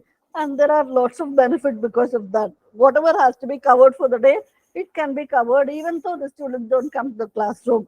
Okay, then however, if there is power outage and you are unable to access the internet as a result of other conditions, there may be difficulties with missing a scheduled online class, but it may be easier to make it up. As I told you, whatever because of artificial intelligence, whatever is being mixed up in the classroom, we can definitely see the next day. Okay, there are lots of settings, online settings of that. Then creative teaching. See, the nature of the semi-autonomous and self-directed world of the virtual classroom makes innovative and creative approaches to instructions even more important. In the online environment, the facilitator and student collaborate to create a dynamic learning experience, and the educator transform their courses to take full advantage of the online format. They must reflect on their course objectives and teaching styles. We need to reflect on our teaching styles. Okay, many of the qualities that make a successful online facilitator are also tremendously effective in the traditional classroom. Okay, so creative teaching is definitely possible with advancement in technology. Then access to resources. It is easy to include distinguished guest experts or students from other institutions in an online class. Furthermore, today students have access to resources and materials that may be physically located anywhere in the world. These are numerous benefits because of that. An instructor can compile a resource section online with links to the scholarly articles, institutions, and other materials relevant to the course topic for students to access for research, extension, or in-depth analysis of course content material. So you'll have lots of access to many resources which you felt would not be available. Okay, but now everything, see, even the PhD thesis of many scholars, everything is available in Sodanga nowadays. Okay, if you just type the particular person's name, you will immediately have access to the thesis which he or she worked on. It's really wonderful thing. Actually, you need not go to library after library searching for that particular thesis. Okay, for example, or even if you can type the thesis that you want to access. Maybe if you are working on a particular Indian author, you can type the name of the Indian author there. Or if you are an engineering student, you can maybe whatever the material you need. If you just type the keyword, you will immediately have access to lots of theses which candidates have worked on. Okay, you can open that and you can browse. So access to resources is available in plenty nowadays. Okay, then final note, online education can change the whole future scenario in education if it can be implemented in joint collaboration with industry, universities, and government. Okay, only if a joint collaboration is made, online learning can be highly successful. Drastic changes in course curriculum are required to bridge the gap so that students are industry ready after passing out. Education process needs to be changed by making it more practical with the use of technology. Teachers have to get along with technology because we are living in a digital world and we have no escape from that. Okay, then also courses should be designed in different languages to increase their reach and more opportunities for youth of rural India. Innovations are required to design ways to increase the social skills of online learners. So this is my final note. Thank you so much. Thank you for the opportunity. One second. I hope this presentation was useful for all of you. If you have any questions, you are welcome to ask me.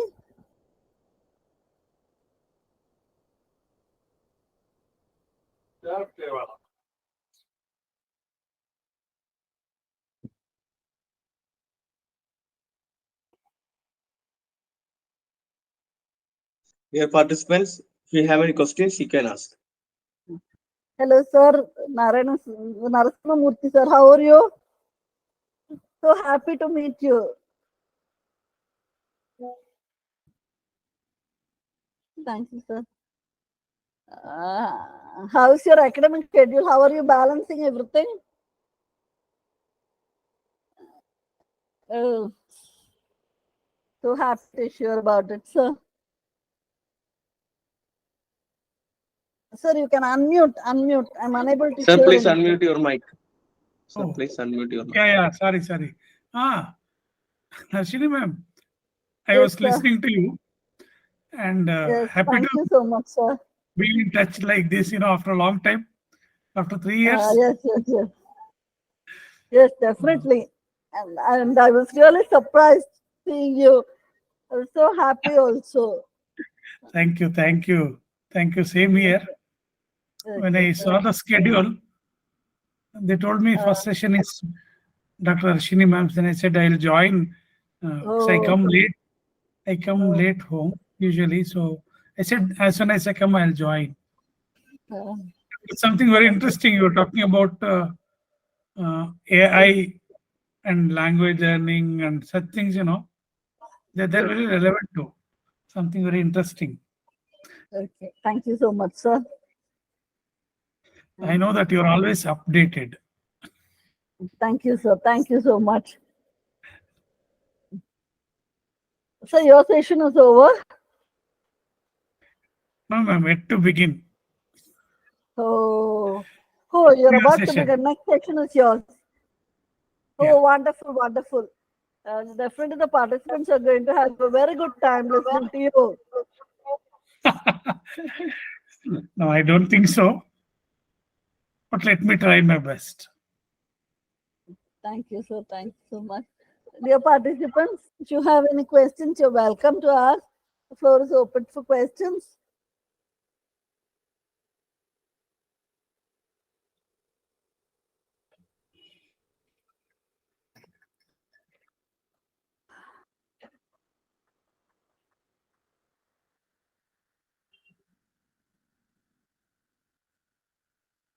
Okay, Jinu, sir.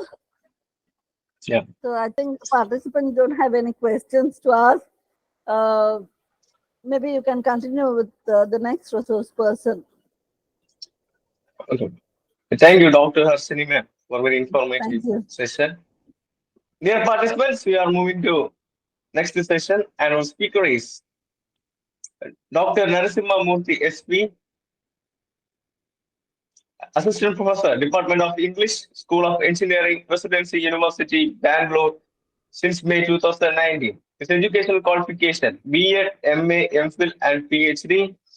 His administration as head of the department, then coordinator, then principal, then associate professor, now assistant professor. His academic responsibilities: course in charge for technical spoken communication in Presidency University and research supervisor. His academic achievements: BOS member, Jain University, Deemed to be University, Bangalore; BOS member, JSS Arts, College of Arts, Science and Commerce, Mysore; Distinguished Resource Person Award from Lavender Literary Club, Kanyakumari, Tamil Nadu.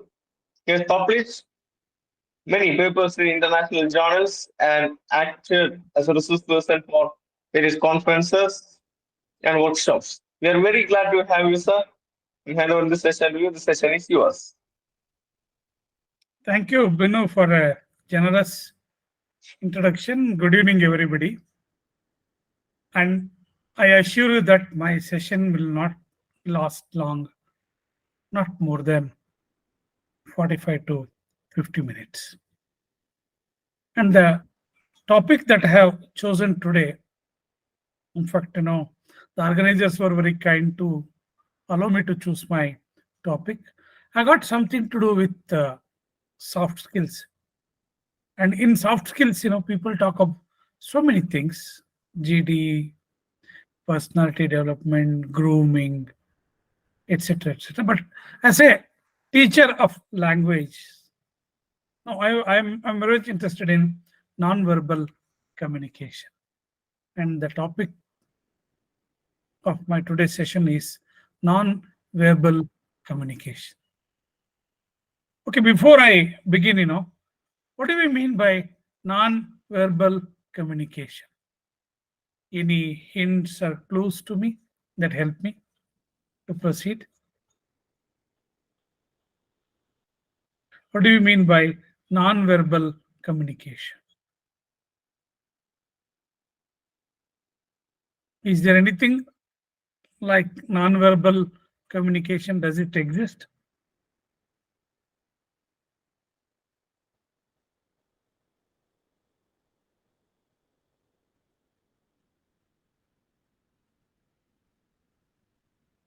No answer? No No, it does response? not exist. Thank you, Maggie, ma'am. Thank you, It sir. exists. Thank you. Thank you. It exists. Then what is it? Wherein we do not use words, but maybe we use paralinguistics, gestures,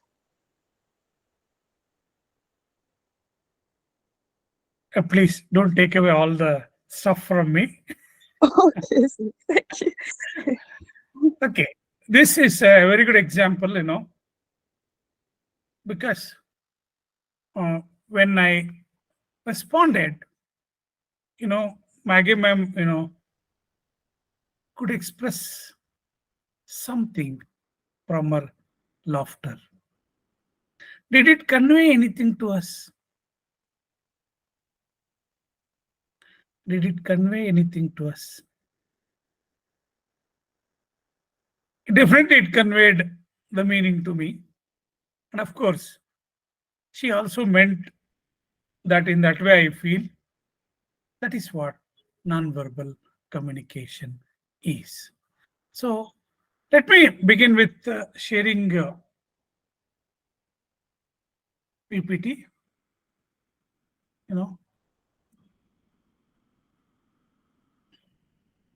Non-verbal communication.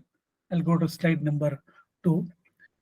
The moment I say non-verbal communication, as Maggie ma'am was mentioning, it's something, communicating something without involving the spoken words. That means there will be no oral communication, and it appeals to our senses. It appeals to our senses, and usually it is nothing but sending and receiving messages through gestures. That's why I asked Maggie ma'am not to take away my session. Gestures, body language, posture, facial expressions, clothing, managing time, etc. See, most of us, as practicing teachers, we have been observing a lot of these things like gestures, body language, posture, facial expressions. But have you ever thought of anything to do with clothing? Anything to do with managing time? Let us look at some of these things in our next 30 to 35 minutes. It is actually non-verbal communication is generated by the speaker, the source, especially his or her use of the environment, which may have potential message value for the source or the receiver. It is not just the words. I always keep repeating this sentence even in my communication class, that most of our communication, majority of our communication happens through non-verbal clues. We always try to look at the person's tone, intonation, facial expression, body language, and posture, the way he stands, the way he looks at you. In fact, I always tell my students to take care of their non-verbal communication.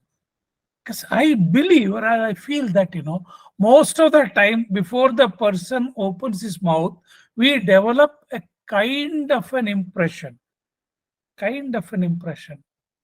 about the person. And that kind of a preconceived perception, it changes the way we try to understand the person.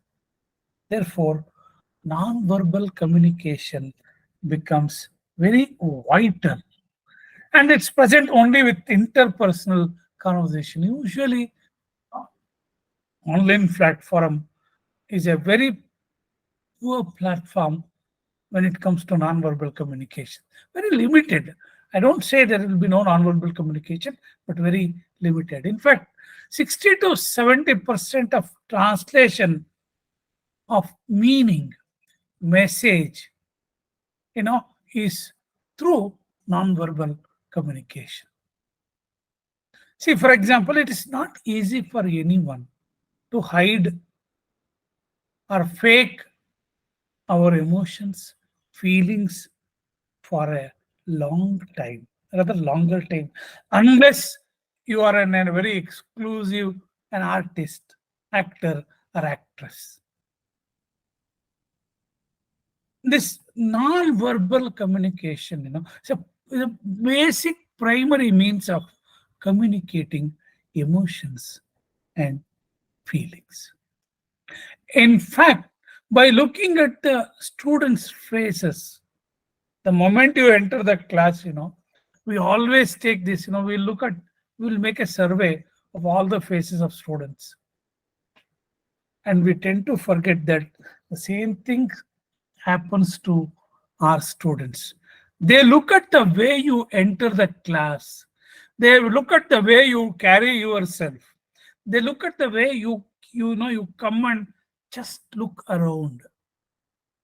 And I feel that our students are better judges of our feelings and emotions. It is meta-communicative. It is a meta-communicative. This is one beautiful aspect of non-verbal communication. Sometimes, you will see that people telling something. There will be some 2-3 friends talking, and somebody is trying to fool somebody. The others, who have understood that, they'll be looking at him, and at them, he'll just wink. A wink. Sometimes we'll just cover our mouth, cover. And then naturally, it communicates something else. So it is a meta-communicative in this sense. So let us look at this difference between verbal and non-verbal communication. First, verbal means we use words, symbols, visuals. That means it is a direct communication. And this communication can happen in the presence of the sender or in the absence of the sender. See, I can see a signboard and I can read and I can understand that. I can read some poster, banner. Something is communicated, whereas non-verbal does not happen in the absence. It is always in the presence of two people. Unless you are watching a movie. And verbal communication is only two types, formal and informal. When it comes to non-verbal, there are 6 types. Chronemics, vocalics, haptics, kinesics, proxemics, and artifacts. So this is the 6 types. We are going to look at each one of that, And non-verbal communication takes more time. As I told you, it will take some time to understand, watch, observe, and then realize. Okay, and the transmission, usually sometimes it may go wrong because, as the saying goes, appearances can be deceptive. And there will be no documentary evidence when it comes to non-verbal, whereas verbal is a document. And really, meaning, clarity will be more, and effective communication happens through verbal, whereas, sometimes non-verbal communication helps us to understand emotions, status, lifestyle, feelings. Finally, the presence, something like letters, phone calls, a billboard, which, you no need to have the presence of the speaker. But, here, the personal presence of both the parties is a must here when it comes to non-verbal communication. It is essential that you should observe. Even in a movie, you'll be observing, reading through, glancing, and realizing. And remember, I always tell my students again this: you may deceive through your words, but your body language, after certain time, the body will react like in a natural way of communicating things. And now let us look at some factors affecting non-verbal communication. See, I'm not talking much about what is non-verbal communication and such things, but I want you to concentrate on the factors affecting non-verbal communication, because it's one of the major 21st century skills, according to me. The first thing is environment. When I say environment, it can be the gesture to one another, distance between the two, the presence of a third person. See, when the distance is long, a closer proximity would give a better look. And whenever there is a third person, our non-verbal communication becomes alert. And it can affect the quality of their communication. And time is another important factor. I was telling you about this. See, a person who always, comes on time communicates something. A person who is always late, he will also communicate something. And we develop a kind of, an impression about the person who maintains time. Simply, a person who comes on time always, is considered to be a disciplined person. A person with integrity, organized. Those latecomers, as teachers, in fact, some of us would hate such latecomers. And we always say that some kind of casual attitude, very casual, taken for granted. Such things, they affect. Imagine a teacher, a good teacher, does not like to go late to his class. I've seen people, I've seen in my university, ladies rushing, telling me, sir, it's getting late. It's getting late. That shows their commitment. That shows their attitude. Therefore, maintaining time is also one of the major non-verbal communicating agent. Culture. Yes. Remember, we are living in a global culture. And some postures, some gestures, some body movements have different meanings attached to it in different cultures. Very simple thing like pointing a finger. That itself, again, when you are pointing a finger at something or somebody, in Indian culture, we don't point our fingers at our elders, which is considered to be very disrespectful, not worthy. Now again, while pointing finger, look at the three examples that I'm using here. US, always with index finger. I'm sorry. Germany with little finger. And Japanese, with entire hand. If you go to Japan and use index finger or little finger, they'll get offended. Definitely they'll get offended. Because Japanese are the people who are quite orthodox, quite conservative when it comes to these manners, cultural aspects. It's about when I started my career way back in 1987, shaking hands, was considered to be very strange. But today, if you don't shake hands, see, I'm talking about the Indian society itself. How, with that passing of time, our cultural significance factors have undergone a change. appearance.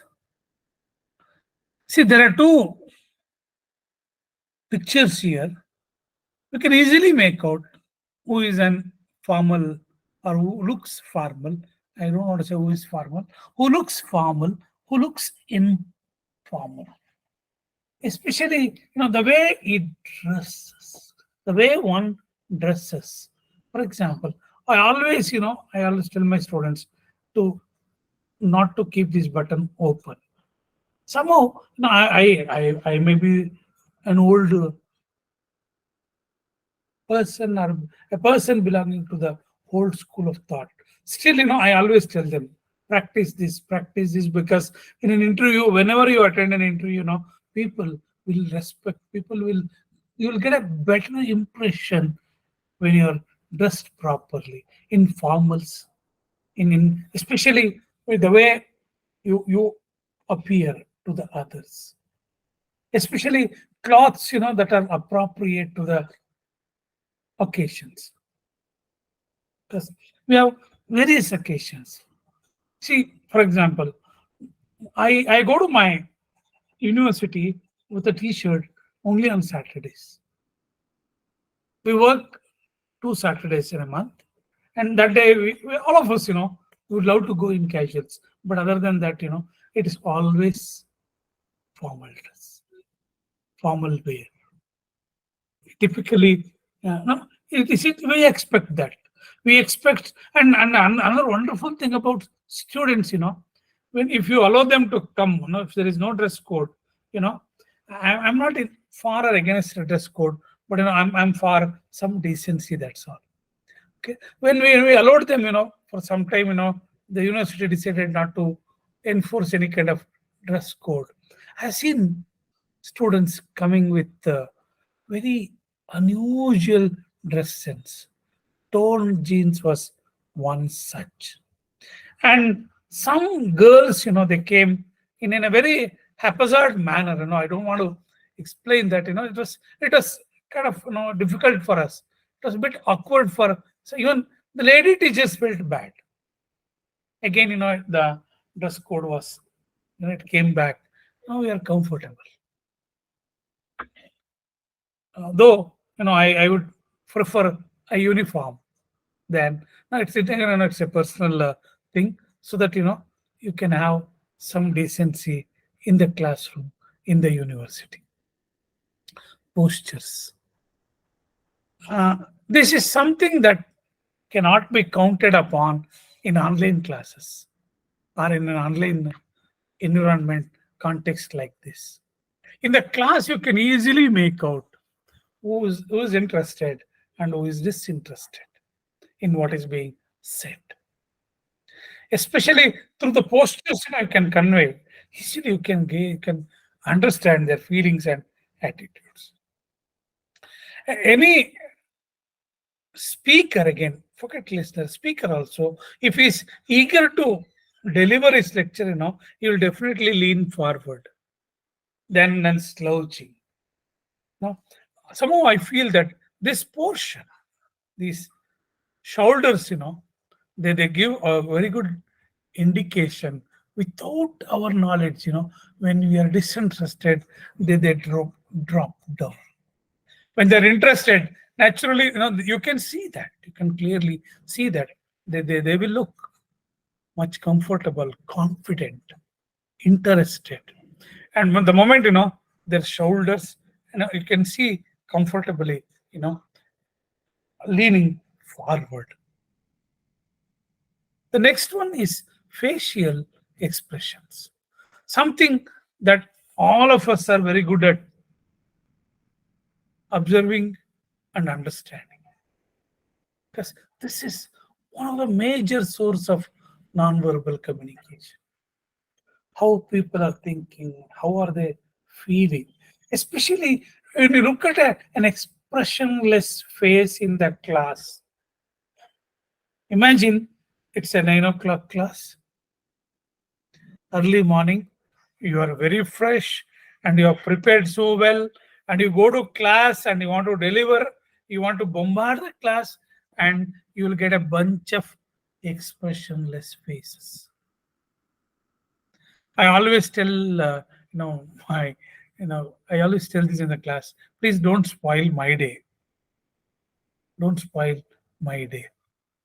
But we may speak anything, but our face, may give an contrary version of ourselves, our communication.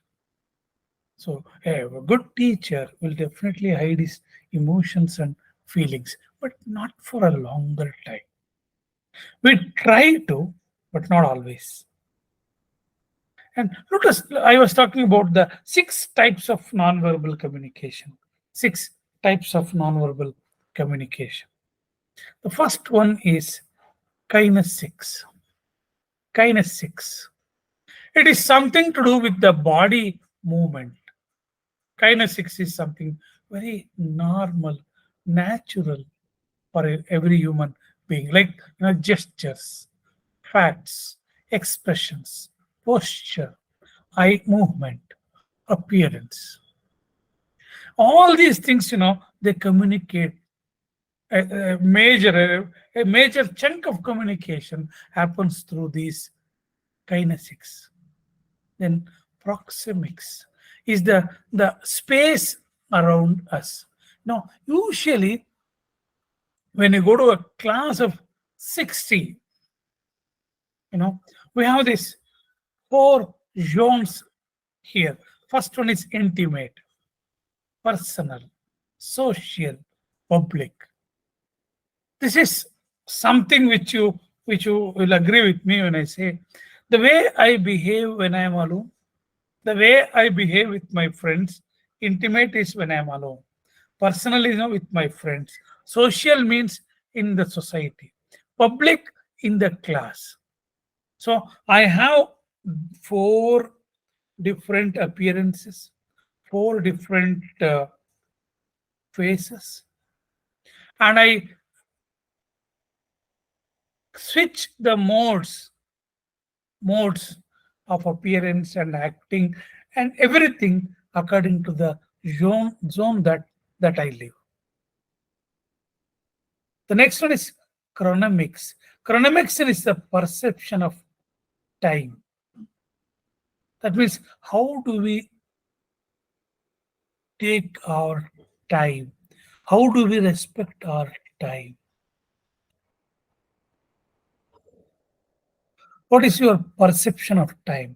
For example, a person who always comes late, is branded.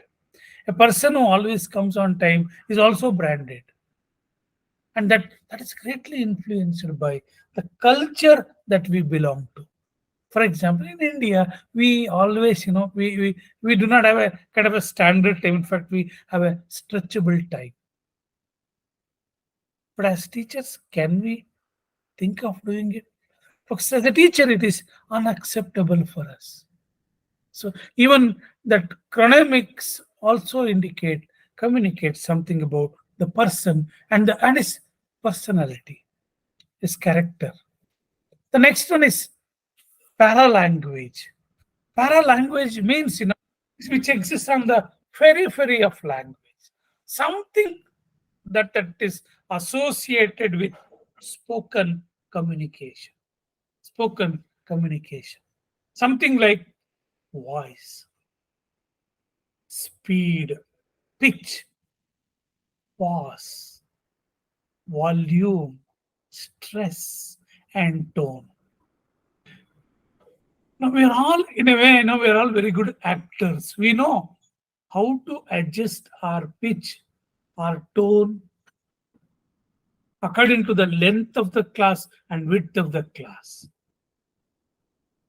Remember, the tone always matters the most because it talks about the mood of the person.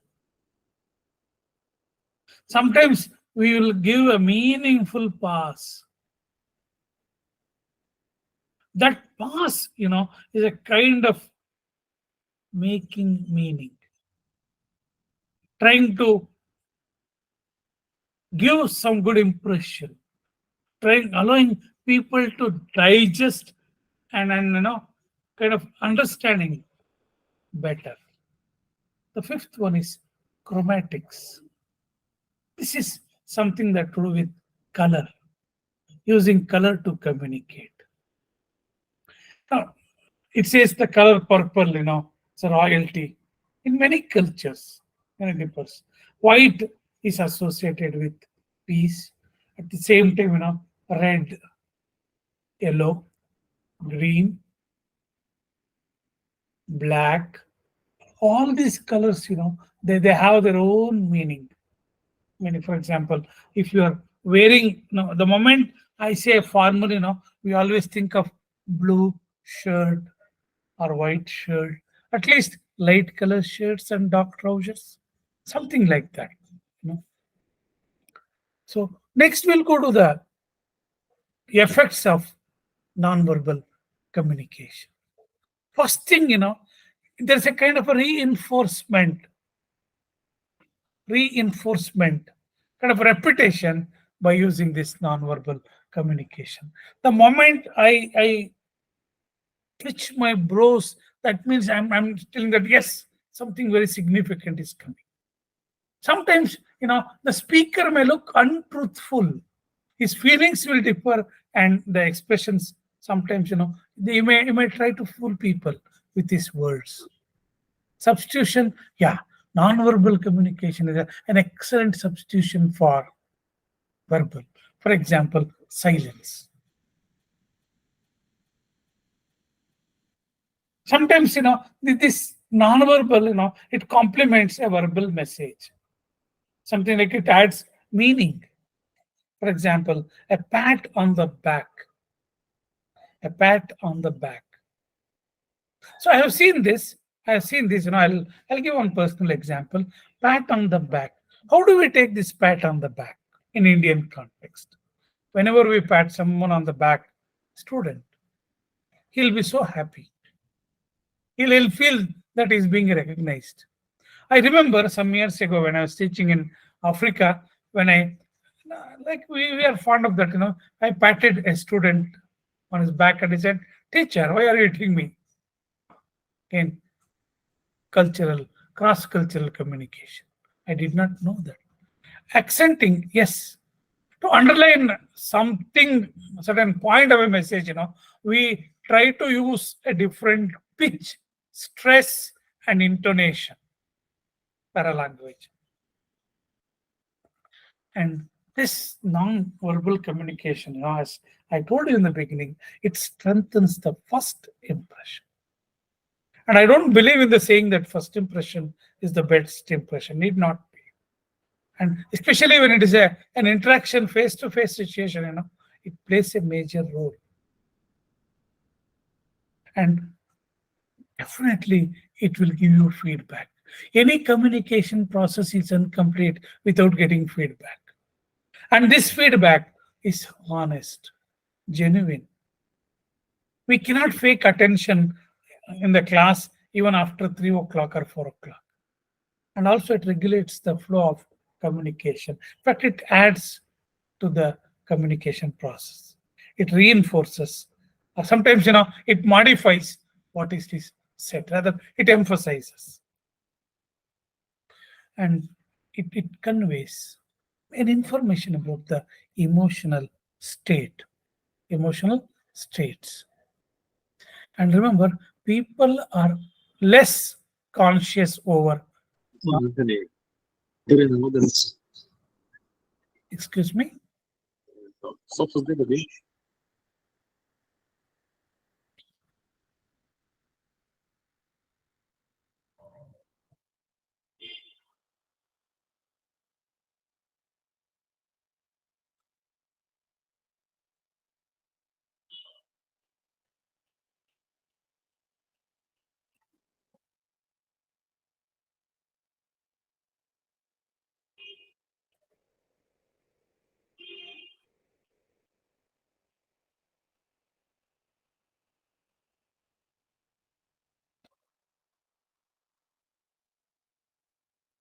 Is it okay now?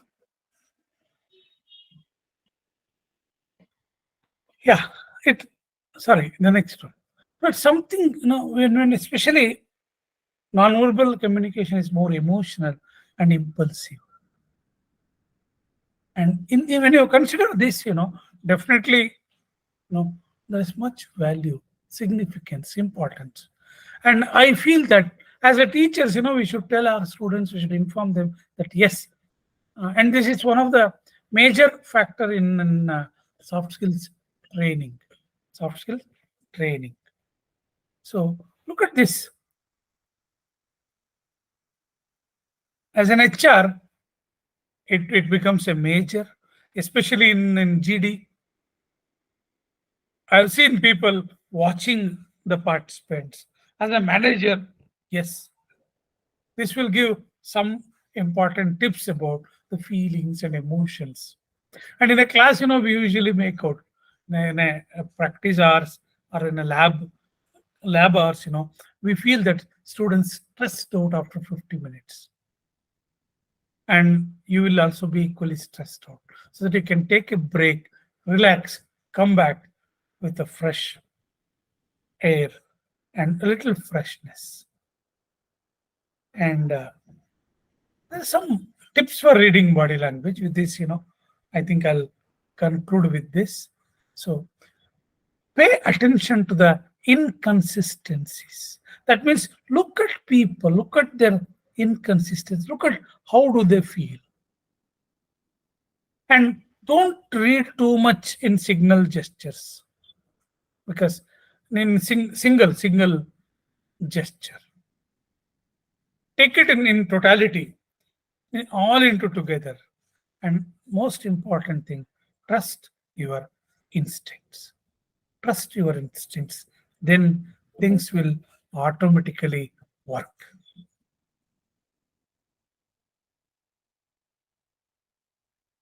So I'll stop here, and I expect some kind of discussion. I don't call it a question and answer session. I would like you to express, your understanding of non-verbal communication, because I see that most of you are practicing teachers. I want you to share with others your perception or your conception. How do you understand this non-verbal communication? But before that, I'd like to ask you a question. I told you every appearance, it creates some kind of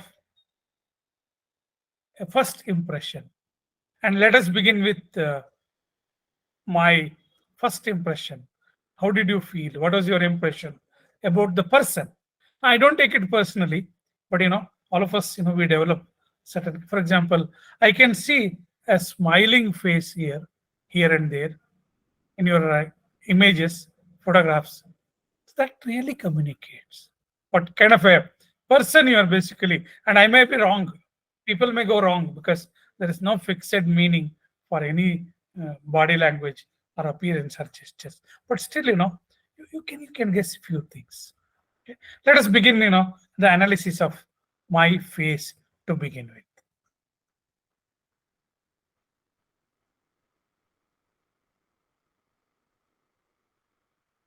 Feel free. You can tell me anything, I'll take. Positive, negative. Yes, madam. Jelena, please.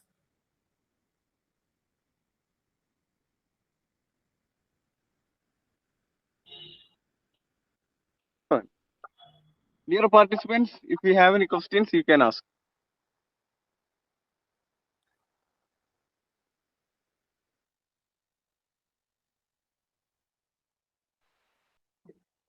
Good evening, sir.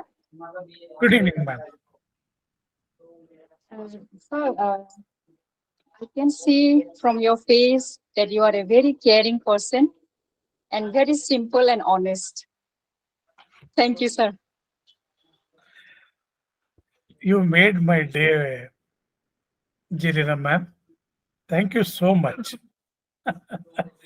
Thank you. You're welcome, sir.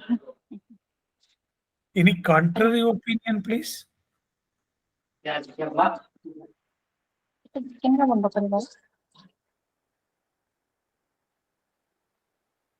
Any contrary opinion, please?